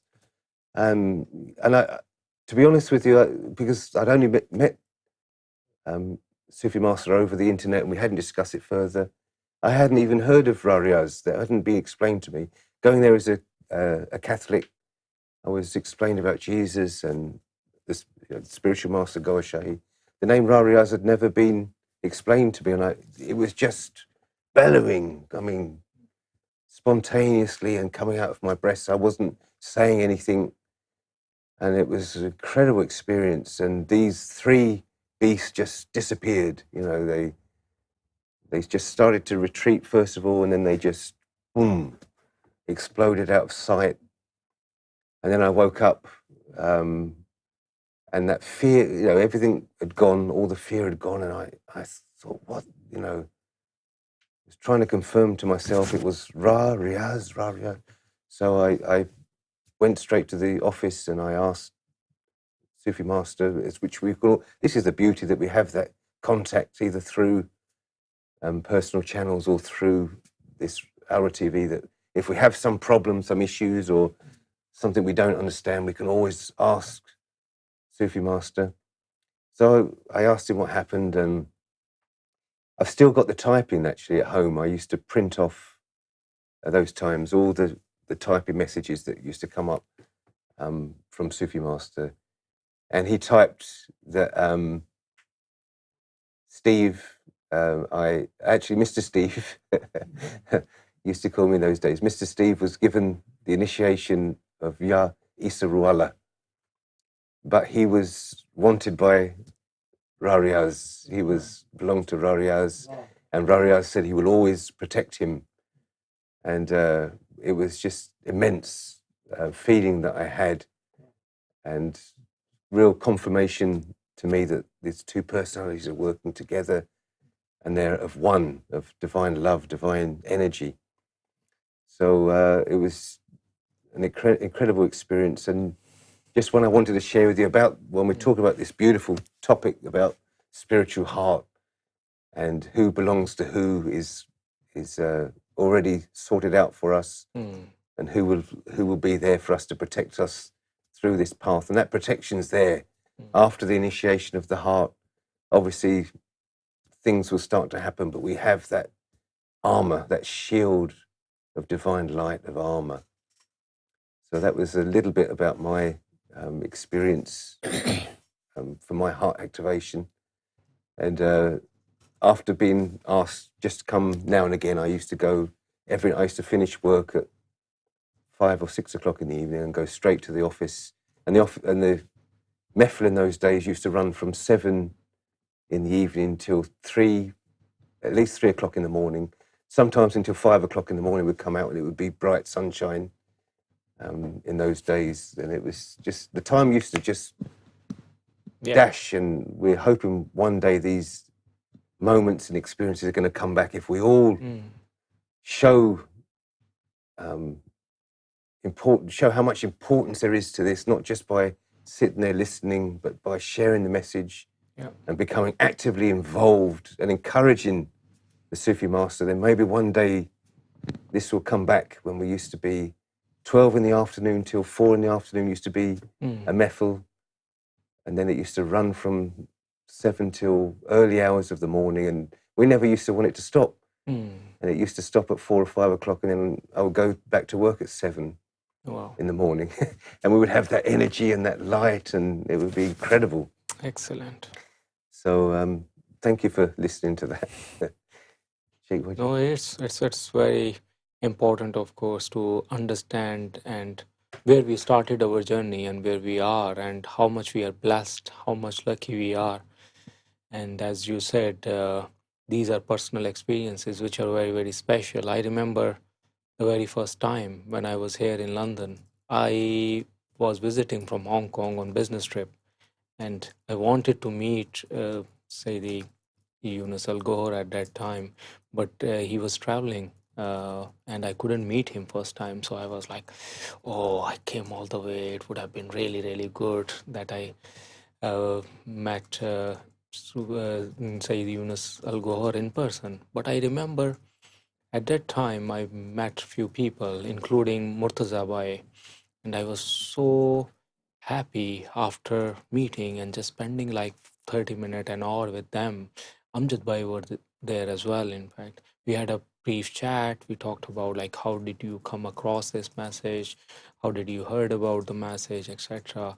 After speaking just with them, I was like so satisfied that, oh, these people are so beautiful, and like, okay, everyone is so welcoming or so. And I remember like maybe around 6 months later, there was another opportunity for me to visit for work reasons, and I again contacted Amjad Bhai, and he said, "Oh, Saidi are here. If you want, why don't you come?" And came from the work location. I'm based, I mean, mostly in around the financial district.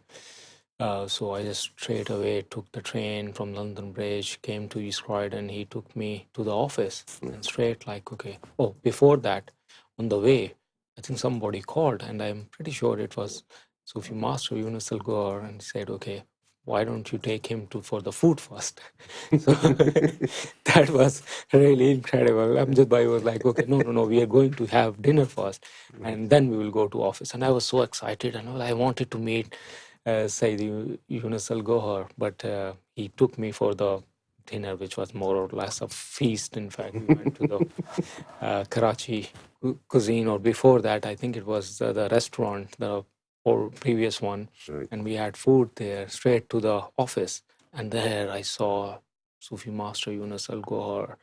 The moment I sat down in front of him, Yes. we started in like, okay, the same way as we experience every day.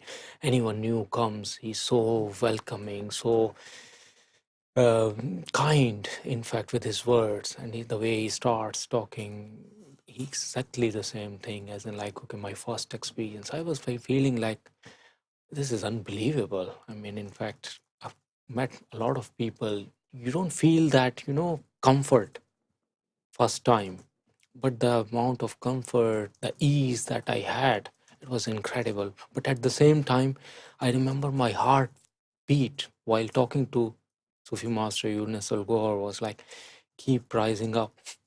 And I remember sometime I was like, okay, trying to ask the question, but a bit because of the heartbeat, the words were not coming so easily. But I remember, I mean, the focus there was like spiritual master said, Younus AlGohar, okay, so why did you come here then? Eventually I said, I want to get the zikr from you. And I'm really lucky that I'm sitting in front of you. It would be great if I get directly from you. And I remember, okay, spiritual master asked me which name you want to have, in fact. And I remember at that time through the mahfils and through the Yahoo Messenger or so, I heard about like, okay, different names or so. But this special name, Ra Reyaz, I remember was there in my mind. As soon as I said to spiritual master, I want this, wow, you're looking for shortcuts. In fact, actually, and then basically like, okay, you're lucky.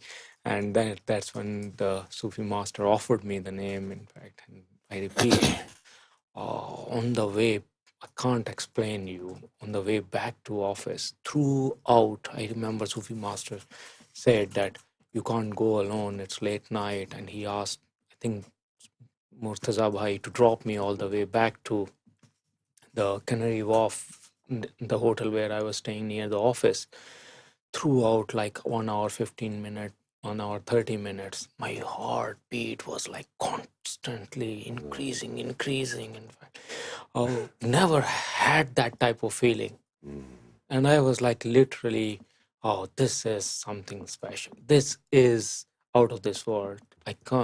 I had no other feeling or comparison with anything like this in the past. The whole period, I was like just thinking next day that when will my work finish and I go back. So I visited Yes. then during that trip a couple of times, and this was like amazing. And constantly, every day, the mahfil, everything, the experience just keep like, okay, bringing more closer and closer, and made me basically to understand this knowledge more and more with the as the day and time passed by. So really happy in that sense. And now we are here close, sitting near Sufi Master Younus AlGohar, and we are blessed that okay, every day we are going through and learning this knowledge. And people all over the world now, as you said, take an example of the video that we just saw yesterday of Ali. Right, what he's saying, in as I can speak Japanese, all he's saying is that the Universal Sufi Order and ALRA TV are the two means available to you via internet All you need to do is subscribe the channel and press the bell icon. Sufi Master Younus AlGohar is offering his blessings, and he is telling the truth and knowledge about souls and spirituality. So if you are interested, just do two things: subscribe and press the bell icon.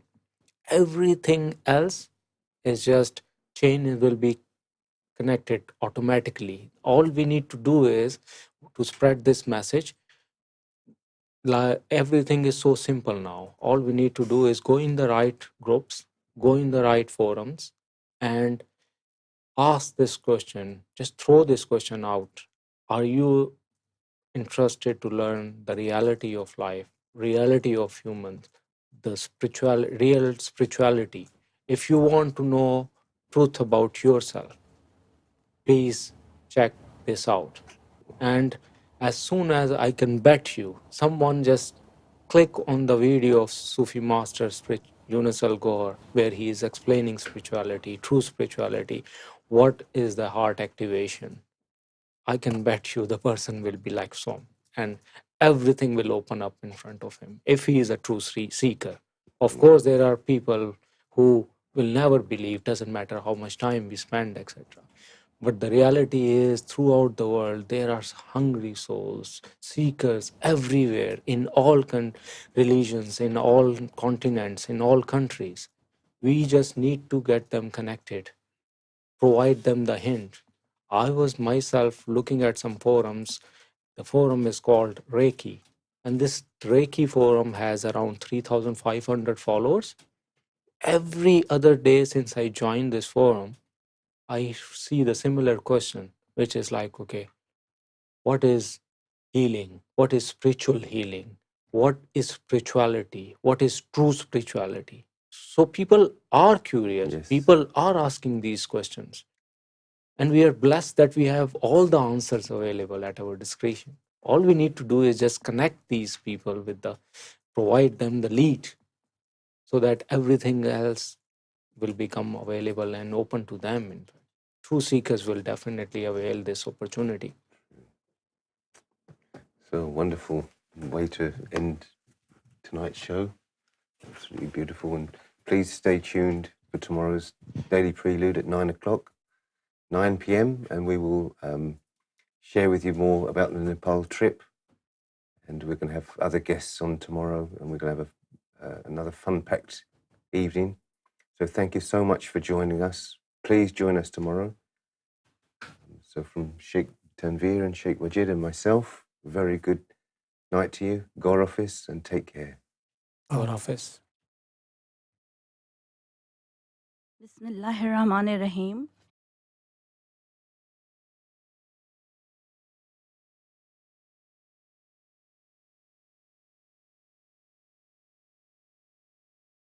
बिस्मिल्लाहिर्रहमानिर्रहीम। मोहम्मद की मोहब्बत दीन हक की शर्त अव्वल है। इसी में हो अगर खामी तो सब कुछ नामुकम्मल है। गर तुम न सुनोगे तो मेरी कौन सुनेगा। गर तुम न सुनोगे तो मेरी कौन सुनेगा। गर तुम न करोगे तो करम कौन करेगा। अपने दामन शफाअत में छुपाए रखना। अपने दामन शफाअत में छुपाए रखना। मेरे सरकार मेरी बात बनाए रखना। मेरे सरकार मेरी बात बनाए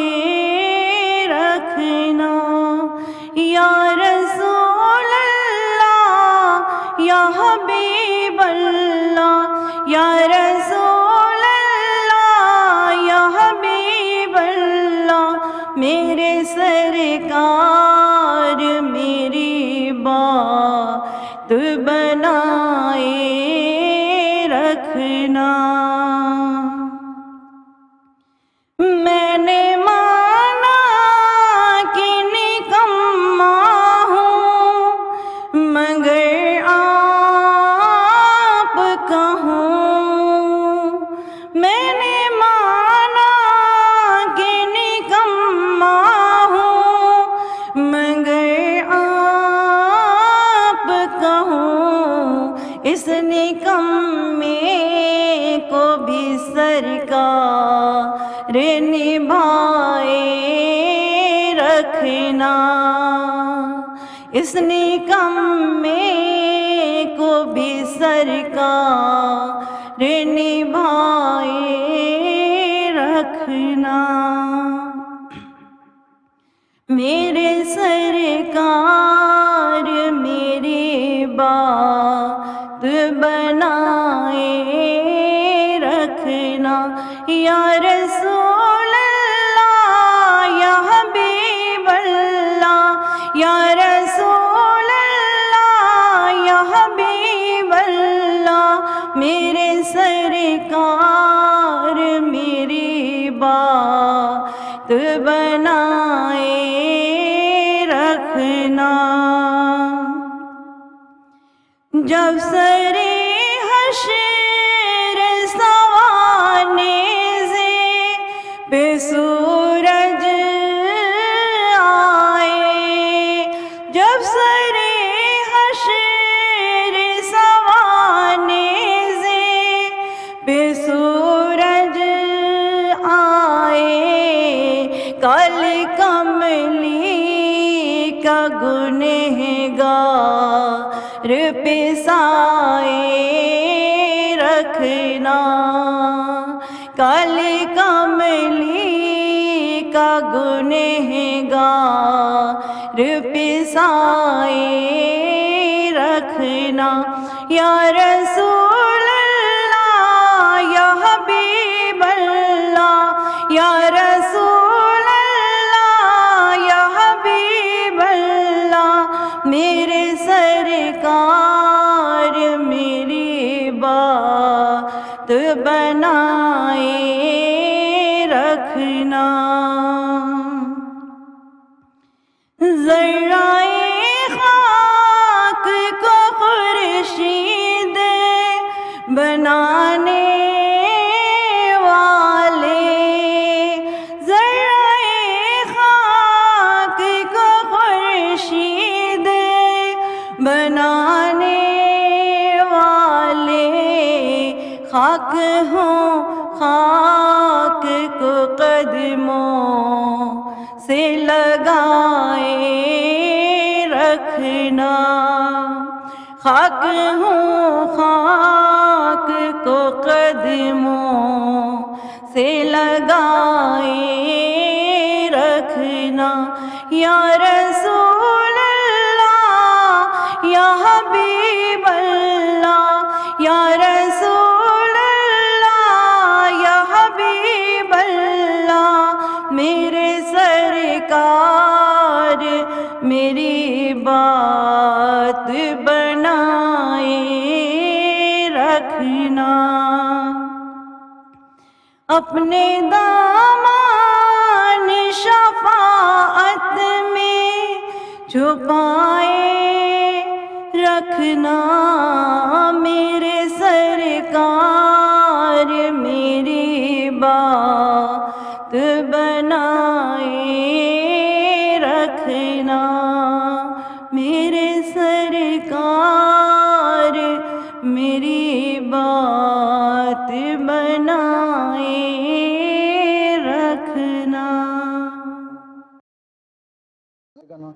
اگر تم نے اس کو اللہ اللہ کرنا سیکھ لیا تو وہ تو مرے گا نہیں نا اور قیامت تک ہی وہ اللہ اللہ کرتا رہے گا نا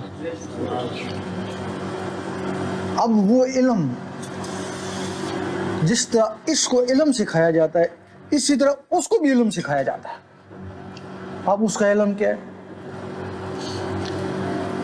جس طرح یہ زبان اللہ اللہ کرتی ہے اسی طرح وہ دل وہ بھی اللہ اللہ کر سکتا ہے اب لوگ کہتے ہیں ہم نے دیکھا ہے دل گوشت کا لوتھڑا ہے, اس کی زبان ہی نہیں, یہ اللہ اللہ کیسے کرے گا, یہی کہتے ہو نا. سوچتے ہو یار گوشت کا لوتھڑا جیسے جانوروں کا گوشت ہے, اس طرح ہمارے اندر گوشت ہے, اور یہ کہتے ہیں یہ اللہ اللہ کرتا ہے, اس کی زبان ہی نہیں تو اللہ اللہ کیسے کرتا, یہی سوچتے ہو نا. تو ہم کہتے ہیں یہ زبان, یہ بھی تو گوشت کا لوتھڑا ہے نا, یہ اللہ اللہ کیسے کرتی ہے. یہ دو جبڑوں کے درمیان لٹکی ہوئی ہے اور وہ دو پسلیوں کے درمیان لٹکا ہوا ہے نا, یہ بھی گوشت اور وہ بھی گوشت. اگر یہ گوشت اللہ اللہ کر سکتا ہے تو وہ گوشت بھی اللہ اللہ کر سکتا ہے. اب اس گوشت کو اللہ اللہ کرانے کے لیے جانوروں میں بھی تو یہ گوشت ہے نا, وہ اللہ اللہ کیوں نہیں کرتے, وہ کیوں نہیں بولتے, ان کی بھی زبانیں ہیں تو پھر وہ کیوں نہیں بولتے. اس جسم میں اللہ تعالیٰ نے 7 مخلوقیں رکھی ہیں. تم ایک یا 2 روحوں سے واقف ہو, کہتے ہو سلانی روح تو مقامی روح, بس 7 روحیں ہیں ان میں. 9 ان کے اور باڈی گارڈ ہیں, ان کو جسے بولتے ہیں. 16 روحیں اس جسم میں, اور باقاعدہ ان کی اپنی اپنی ڈیوٹیاں ہیں. کوئی دماغ میں بیٹھ گئی ہے, اس کو انا بولتے ہیں, جس سے آدمی سوچتا ہے, جانور نہیں سوچتا, اس میں وہ مخلوق ہی نہیں ہے. کوئی یہاں سینٹر میں بیٹھ گیا سینے کے, جس سے وہ بولتا ہے. کوئی ہے جس کے ذریعے وہ چلتا پھرتا ہے. یہ ساری مخلوقیں ہیں. ایک مخلوق ہے جو سینے کے درمیان میں, اس کا نام ہے اخفا. وہ مخلوق بولتی ہے اس گوشت کے لوتھڑے کے ذریعے. اگر وہ مخلوق نہ آئے, ڈاکٹر کہتے ہیں زبان تو صحیح ہے, یہ پتہ نہیں بولتا کیوں نہیں ہے. بھئی آپ گونگے کی زبان دیکھو نا, زبان صحیح ہوگی, بولے گا کیوں نہیں, اس کے اندر وہ مخلوق نہیں ہے. انسانوں اور جانوروں میں فرق ان مخلوقوں کا ہے. اب جس طرح اس زبان کے ساتھ وہ مخلوق ہے, اسی طرح وہ جو دل گوشت کا لوتھڑا, اس کے ساتھ بھی ایک مخلوق ہے. عربی میں اس کو فواد کہتے ہیں, گوشت کے لوتھڑے کو, اور اس مخلوق کو قلب کہتے ہیں. فرق یہ ہے کہ یہ اخفا آزاد ہے اور وہ قلب 1,80,000 جالوں کے اندر بند ہے. اگر کوئی شخص اس مخلوق کو بھی آزاد کرا لے تو جس طرح یہ زبان اللہ اللہ کرتی ہے, اس طرح وہ دل بھی اللہ اللہ کرتے ہیں. وہ مخلوق جاگے تو, اب وہ جاگے کیسے, یہی ایک راز ہے کہ وہ مخلوق جاگے کیسے. ہر آدمی کہتا ہم اندر مخلوق کوئی ہے, لیکن وہ جاگے کس, اس کے طریقے ہیں. اگر کوئی شخص انڈے کی خاصیت سے بے خبر ہو, اسے کہو یہ ہوا میں اڑے گا, یہ چو چو کرے گا, کہے گا غلط کہتا ہے. نہ اس کی ٹانگیں ہیں, نہ زبان ہے, نہ پر ہیں, میں روز کو توڑ کے کھاتا ہوں, کچھ بھی نہیں ہے, تو کہتا ہے یہ ہوا میں اڑے گا, یہی کہے گا نا.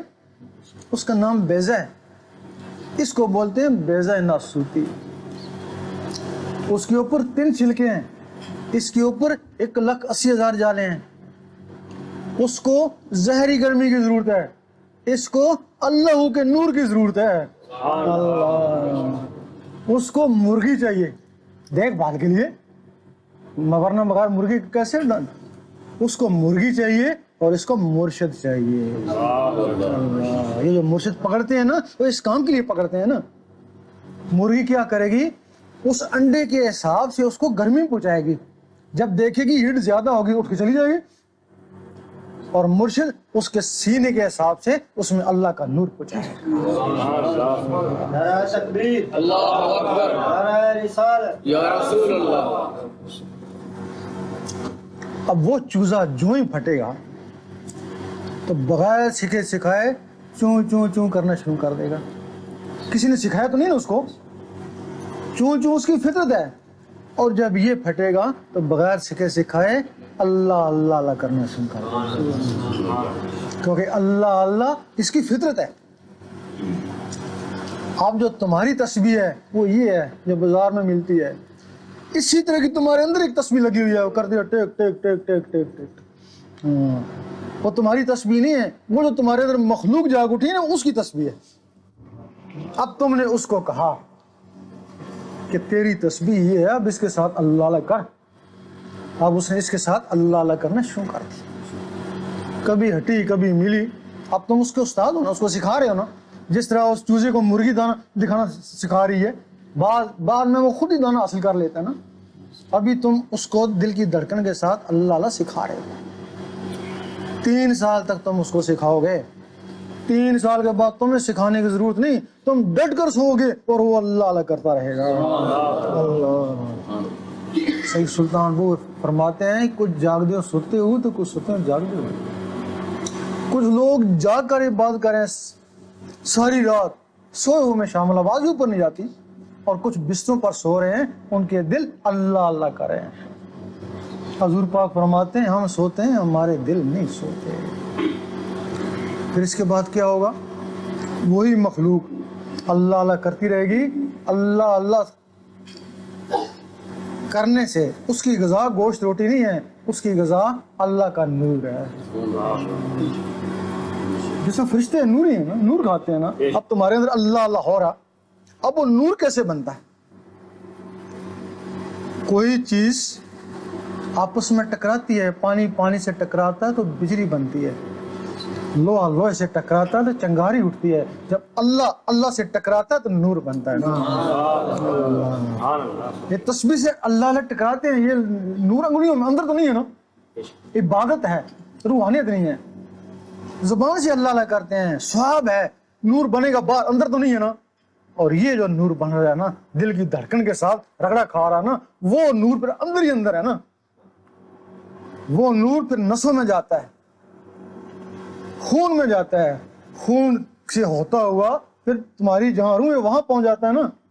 जब रूह तक पहुंच जाता है तो फिर रूह अल्लाह अल्लाह पुकारना शुरू कर देती है ना। फिर यहाँ भी अल्लाह अल्लाह करती रहेंगी, कब्र में भी जाके अल्लाह अल्लाह करती रहेंगी, और यौम महशर में भी जाके अल्लाह अल्लाह करती रहेंगी।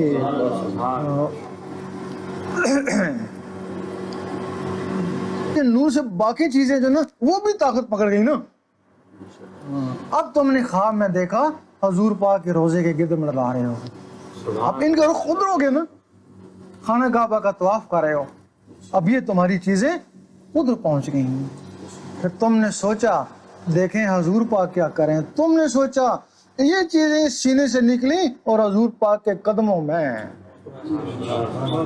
उस वक्त बुल्ले शाह ने फरमाया कि लोकी 5 वेले आशिक हर वेले, लोकी मसीती आशिक कदम। जो लोग 5 बार आपको याद करते हैं, नमाज भी रब की याद है, उनकी इंतहा तो मस्जिद है ना, बाजमात हो जाएंगे ना। और क्या करेंगे? जो इसके साथ हर वक्त अल्लाह अल्लाह करते हैं वो तो हजूर पाक के कदमों में पहुंच जाएंगे ना। कदमों में पहुंच गए, रसाई तो होगी ना। अब ये तुम्हारे अंदर की रसाई उधर होगी है ना, अब तुम्हारा तल्लक उधर से हो गया ना हजूर पाक से। अब अल्लाह भी तो है ना,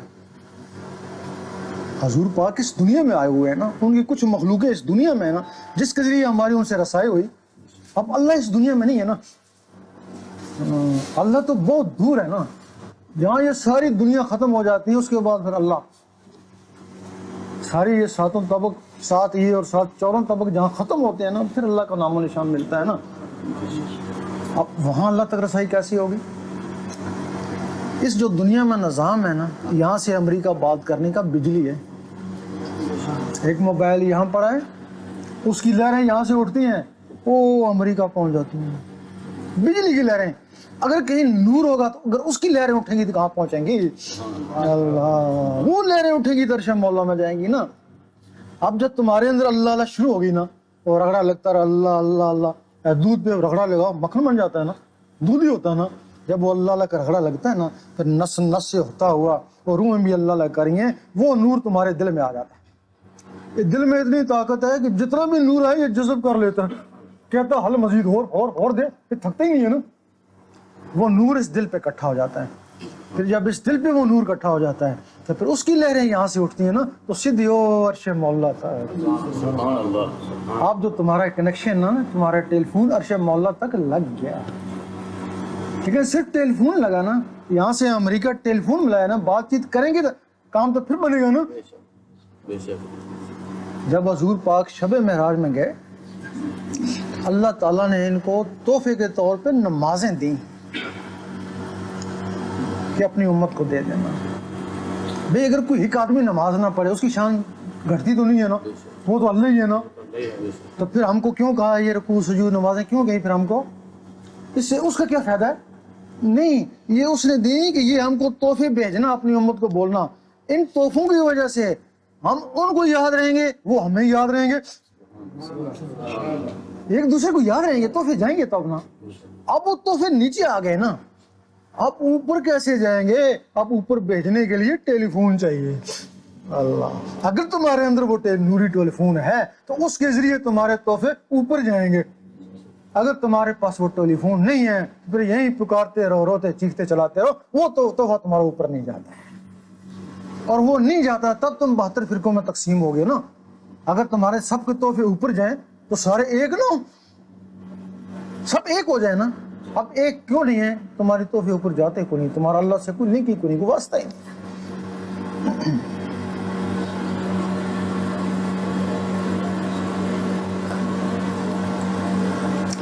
اب نماز پڑھتے ہیں, ایک نماز ہے جس کو عام آدمی پڑھتا ہے, اس کو نماز صورت بولتے ہیں. تو اپنی نماز پہ خوش ہے, میں 5 وقت کا نمازی ہوں, اور یہ دوسرے والا فرقہ اپنی نماز پہ خوش ہے, میں نمازی ہوں, وہ اپنے فرقے والا اپنی نماز پہ خوش ہے, میں نمازی ہوں, تو سارے تو جنت میں نہیں جاؤ گے. یہ نماز صورت ہے جس کو ہر فرقے والا پڑھ سکتا ہے. اس نماز کا کوئی اعتبار نہیں ہے. اس نماز کے لیے قرآن مجید فرماتا ہے ان نمازیوں کے لیے تباہی ہے جو نماز حقیقت سے بے خبر ہے, ان کی نماز دکھاوا ہے. جو لوگ حقیقی نماز سے بے خبر ہیں نا, ان کی نماز یہ دکھاوا ہے. دکھاوا کیسے؟ بڑے خشوع خضوع سے مسجد میں نماز پڑھا ہے, بڑی دیر سے, بڑے خشوع خضوع سے, لیکن لوگ دیکھ رہے ہیں نمازی ہے. اللہ تعالیٰ فرماتا ہے نہ عملوں کو دیکھتا ہوں, نہ شکلوں کو, نہ تیری داڑھی کو دیکھتا ہوں, نہ تیرے سجدے کو, میں تیرے قلب اور نیت کو دیکھتا ہوں. لوگ دیکھ رہے ہیں, بڑی دیر سے کھڑا ہے, لوگوں کے سامنے وہ شعار ہے, لیکن جس کو اللہ دیکھتا ہے اس میں کاروبار ہے. یہ نماز دکھاوا ہے. ساری عمر بھی پڑھتے رہو, اکیلے بھی پڑھتے رہو, یہ نماز دکھاوا ہے. اللہ تعالیٰ نے حضور پاک کو فرمایا کل ہو واللہ احد, کہہ دیجیے اللہ ایک ہے. آپ نے امین کہا نا, آپ نے مسلمانوں کو کہا کہہ دو اللہ. جنہوں نے مانا مسلمان, جنہوں نے نہیں مانا کافر, جس نے حیل و جہد کری منافق, یہی ہے نا. اب مسلمان پھر کس کو کہتا ہے کہہ دے اللہ ایک ہے؟ یہی ایک نقطہ اگر سمجھ میں آ جائے تو. روز کس کو کہتے ہو کہہ دے اللہ ایک ہے؟ آہستہ آہستہ کہتے ہو, یہ بھی نہ سنیں. اور تم اپنے دل کو کہتے ہو کہہ دے اللہ ایک ہے. وہ جواب دیتا نہیں کر چوٹا ہی کون. اور پھر کہتے اللہ عصمت, اللہ بے نیازی, وہ کہتا ہے نہیں بیوی بیماری, لامی علی دعا لامی اولاد. دل کہتا ہے ڈیوٹی سے لیٹ ہو گئے چل. یہی بات ہے نا, جو زبان میں ہو دل میں ہو سچا ہے نا. زبان میں آ رہا ہے دل میں آ رہا ہے, وہ منافق ہے نا. کافروں کی زبان اقرار نہیں کرتی, منافقوں کے دل تصدیق نہیں کرتے, فاسقوں کے جسم عمل نہیں کرتے. بتاؤ تمہارا دل تو منافق تھا نا. پر منافق دل کی نماز کیسے ہوگی؟ لگا رہے نا, ساری عمر لگا رہے نا. کیوں جی؟ تمہارا اور اللہ کے درمیان جو رابطہ ہے وہ دل ہے نا. اس دل میں یا اللہ ہوگا, اگر اللہ نہیں ہوگا تو شیطان ہوگا. اب تم نے اللہ کو آباد نہیں کیا اس دل میں تو شیطان آ گیا نا. اور میں کہتا ہوں تیرے دل میں شیطان ہے, تمہیں بڑا غصہ لگے گا. غلط کہتا ہے, میں نمازی ہوں, تہجد گزار ہوں, یہ کہتا ہے تیرے دل میں شیطان ہے, یہی کہو گے نا. مرزا غلام احمد بھی یہ الفاظ کہا کرتا تھا, میں تہجد گزار ہوں, احتکام میں بچپن سے بیٹھتا ہوں, تو میں جھوٹا کیسے ہو سکتا ہوں؟ اور تمہیں ہم ثبوت دیتے ہیں. جب تم نماز پڑھتے ہو تم وہ چیز سوچنے نہیں جاتے تو وہ تمہارے دماغ میں دل میں آ جاتی ہے. وہ پچھلی باتیں دل میں, تم تو اللہ کے حضور کھڑے ہو نا, تو یہ دنیاوی باتیں کیوں آ رہی ہیں؟ تم چاہ بھی نہیں رہے پھر بھی آ رہی ہیں. اس کا مطلب تمہارے اندر شیطان ہے, وہ جو ان باتوں کو لا ہے. یہی بات ہے نا, شیطان ہے تب آ رہی ہے نا. جب تک وہ تمہارا اللہ کے درمیان میں چور ہے, جب تک تم اس کو نکالو گے نہیں تمہاری کوئی بھی عبادت ادھر جائے گی نہیں. تمہارے اندر وہ ایک چیز ہے جو اللہ تک تم کو پہنچاتی ہے, تو پھر وہ نکلے گی کیسے؟ باز عزیز بستانی رحمۃ اللہ جنگل میں گئے, نماز روزہ کریں, شیطان سامنے کھڑا ہنستا رہے, اور جب اللہ کی ضربیں لگائے نا, اندر کی طرف اللہ کو لے کے جائے نا, تو قریب آ کر ان کو ستائے, گالی دے, ایک دن ڈنڈا لے کے اس کے پیچھے بھاگے, آج اس سالے کو ماروں گا. آواز آئی ہے باز عزیز یہ ڈنڈوں سے نہیں مرتا, یہ اللہ کے نور سے جلتا ہے. اللہ, تو اتنا ذکر کر کہ تو نور علی نور ہو جائے. پھر جب اندر نور گیا تو شیطان نکل گیا نا. جب تمہارے دل میں 24 گھنٹے اللہ اللہ شروع ہو جائے گی تو پھر اللہ اللہ کے نور سے وہ شیطان جلے گا نا. تم نے نماز کا تجربہ کیا ہوگا, آج اس بات کا بھی تجربہ کر لیں. آپ بیٹھ کے جہاں اللہ کا ذکر ہوتا ہے وہاں بیٹھ کے ذکر کریں, آپ دیکھیں گے آپ کو وسوسہ نہیں آئے گا, آپ کو مستی آئے گی. وہ کیوں مستی آئی ہے؟ جس طرح کوا تیر سے بھاگتا ہے اس طرح شیطان اللہ سے بھاگتا ہے. یہ اللہ اس کے لیے زہر قاتل ہے. جب آپ نے اللہ کیا بھاگ گیا نا, لیکن پھر جب چھوڑا تو پھر آ گیا نا, چھوڑا پھر آ گیا نا. اگر تمہاری مخلوقیں آباد ہو جائیں, وہی اندر اللہ اللہ کرنا شروع کر دیں, پھر شیطان کدھر سے آئے؟ پھر یہی مسجد, یہی کعبہ, یہی گلے گلزار جنت.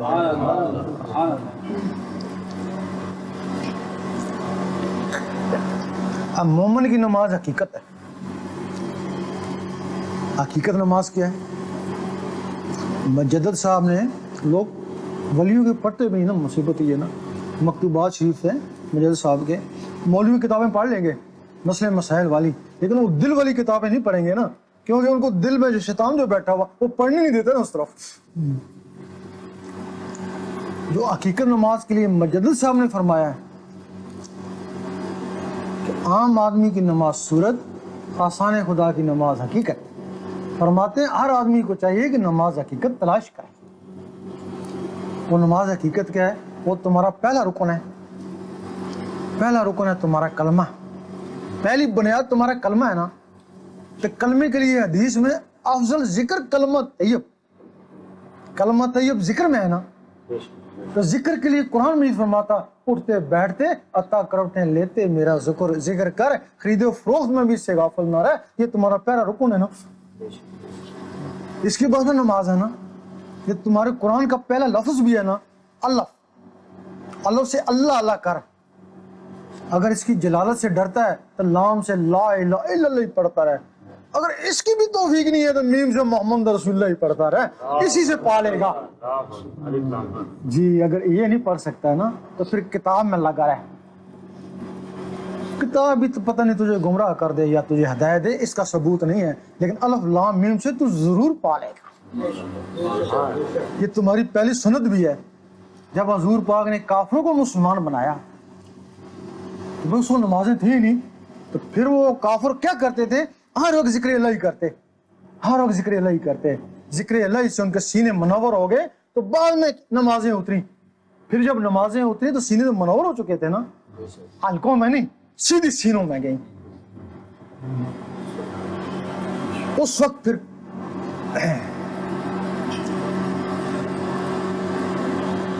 اچھا نماز حقیقت کے لیے تمہیں سب سے پہلے اللہ اللہ سیکھنی ہوگی. دل کی دھڑکنوں کو اللہ اللہ میں لگانا ہوگا. پھر کوشش کرو گے کام کاج کرتا رہوں اللہ اللہ ہوتی رہے. اس کو بولتے ہیں دستکار میں دل یار میں. کامیابی ہو جائے گی. پھر کوشش کرو گے گاڑی چلاتا رہوں اخبار سالہ پڑھتا رہوں اللہ اللہ ہوتی رہے. کامیابی ہو جائے گی. پھر کوشش کرو گے نماز پڑھتا رہوں اور اللہ اللہ ہوتی رہے. اس وقت زبان کہے گی کہہ دے اللہ ایک ہے, دل کہے گا اللہ اللہ, او اللہ عصمت اللہ اللہ. زبان دلیل سے منوا رہی ہے کہ کہہ دے ایک اللہ ہے, اور دل بغیر دلیل کے مانو کہ اللہ اللہ.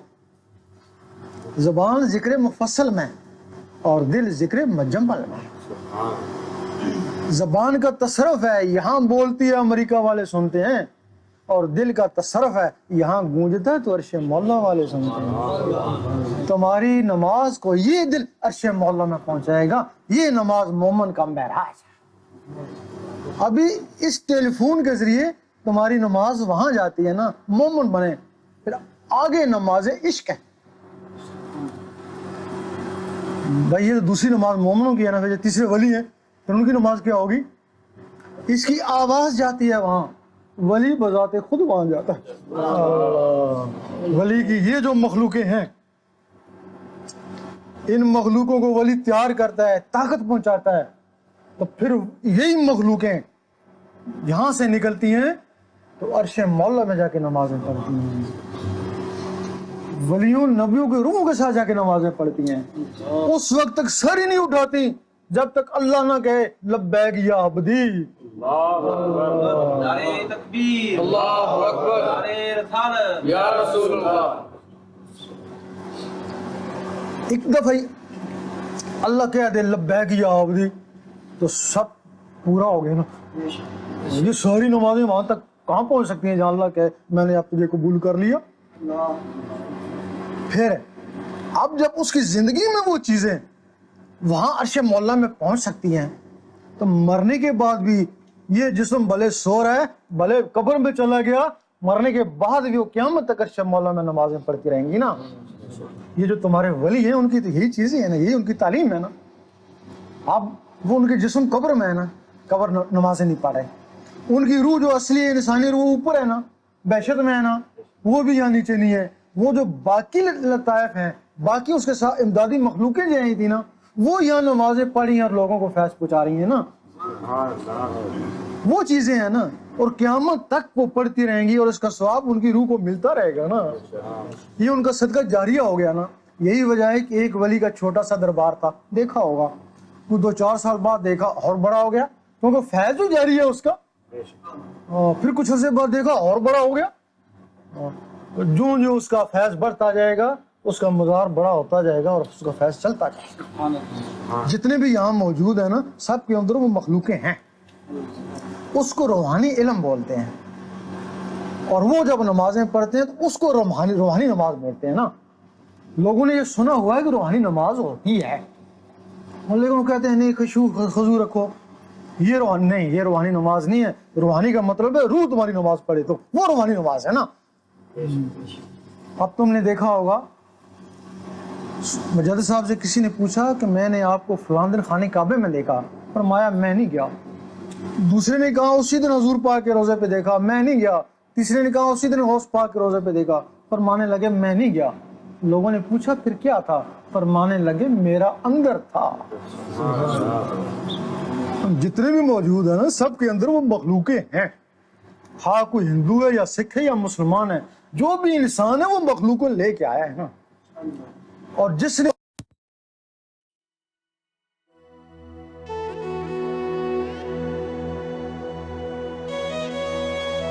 खामोश है लब और नजर बोल रही है, चेहरे पे उदासी भी अब पर तोल रही है। ये कैसी मोहब्बत है कि वहशत भी खफा है, वीरानिए उन्वां की जुबान खोल रही है। अब कुछ तो मदावा हो इस आशुफ्ता सरी का, बेदाद रसी हालत जान झूल रही है। कहने को बहुत कुछ है तो क्यों कर वो बयां हो, जो राज मेरे दिल की जुबान खोल रही है। हम जानते हैं उनको भी इश्कों की खबर है, आंखों की नमी दर्द गौहर तोल रही है। अश्कों की जुबान ठहरी जो मायूब तो यूनुस, अब हालत दिल की जुबान बोल रही है।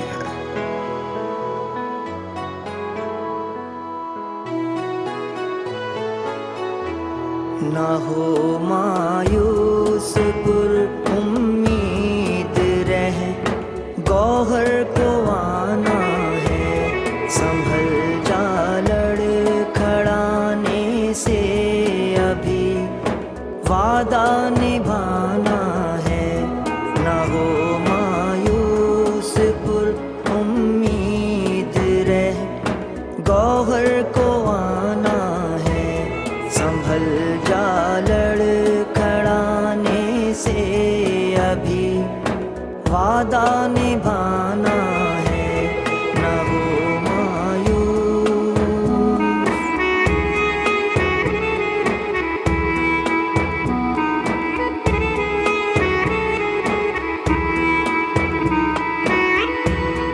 नशा जुल्मत का है, जालिम को इसमें गर्क रहने दो। नशा जुल्मत का है, जालिम को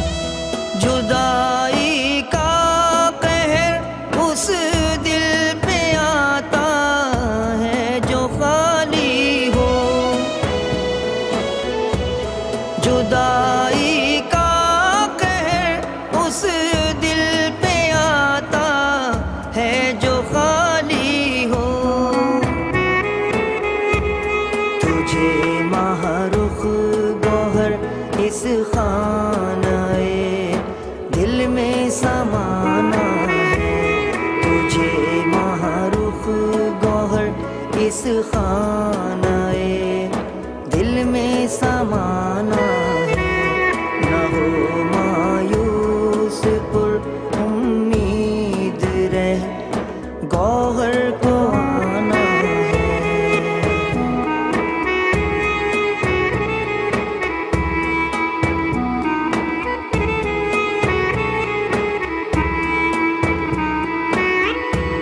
ہجر میں جلوائے گوہر سہارا دل کو دیتا ہے،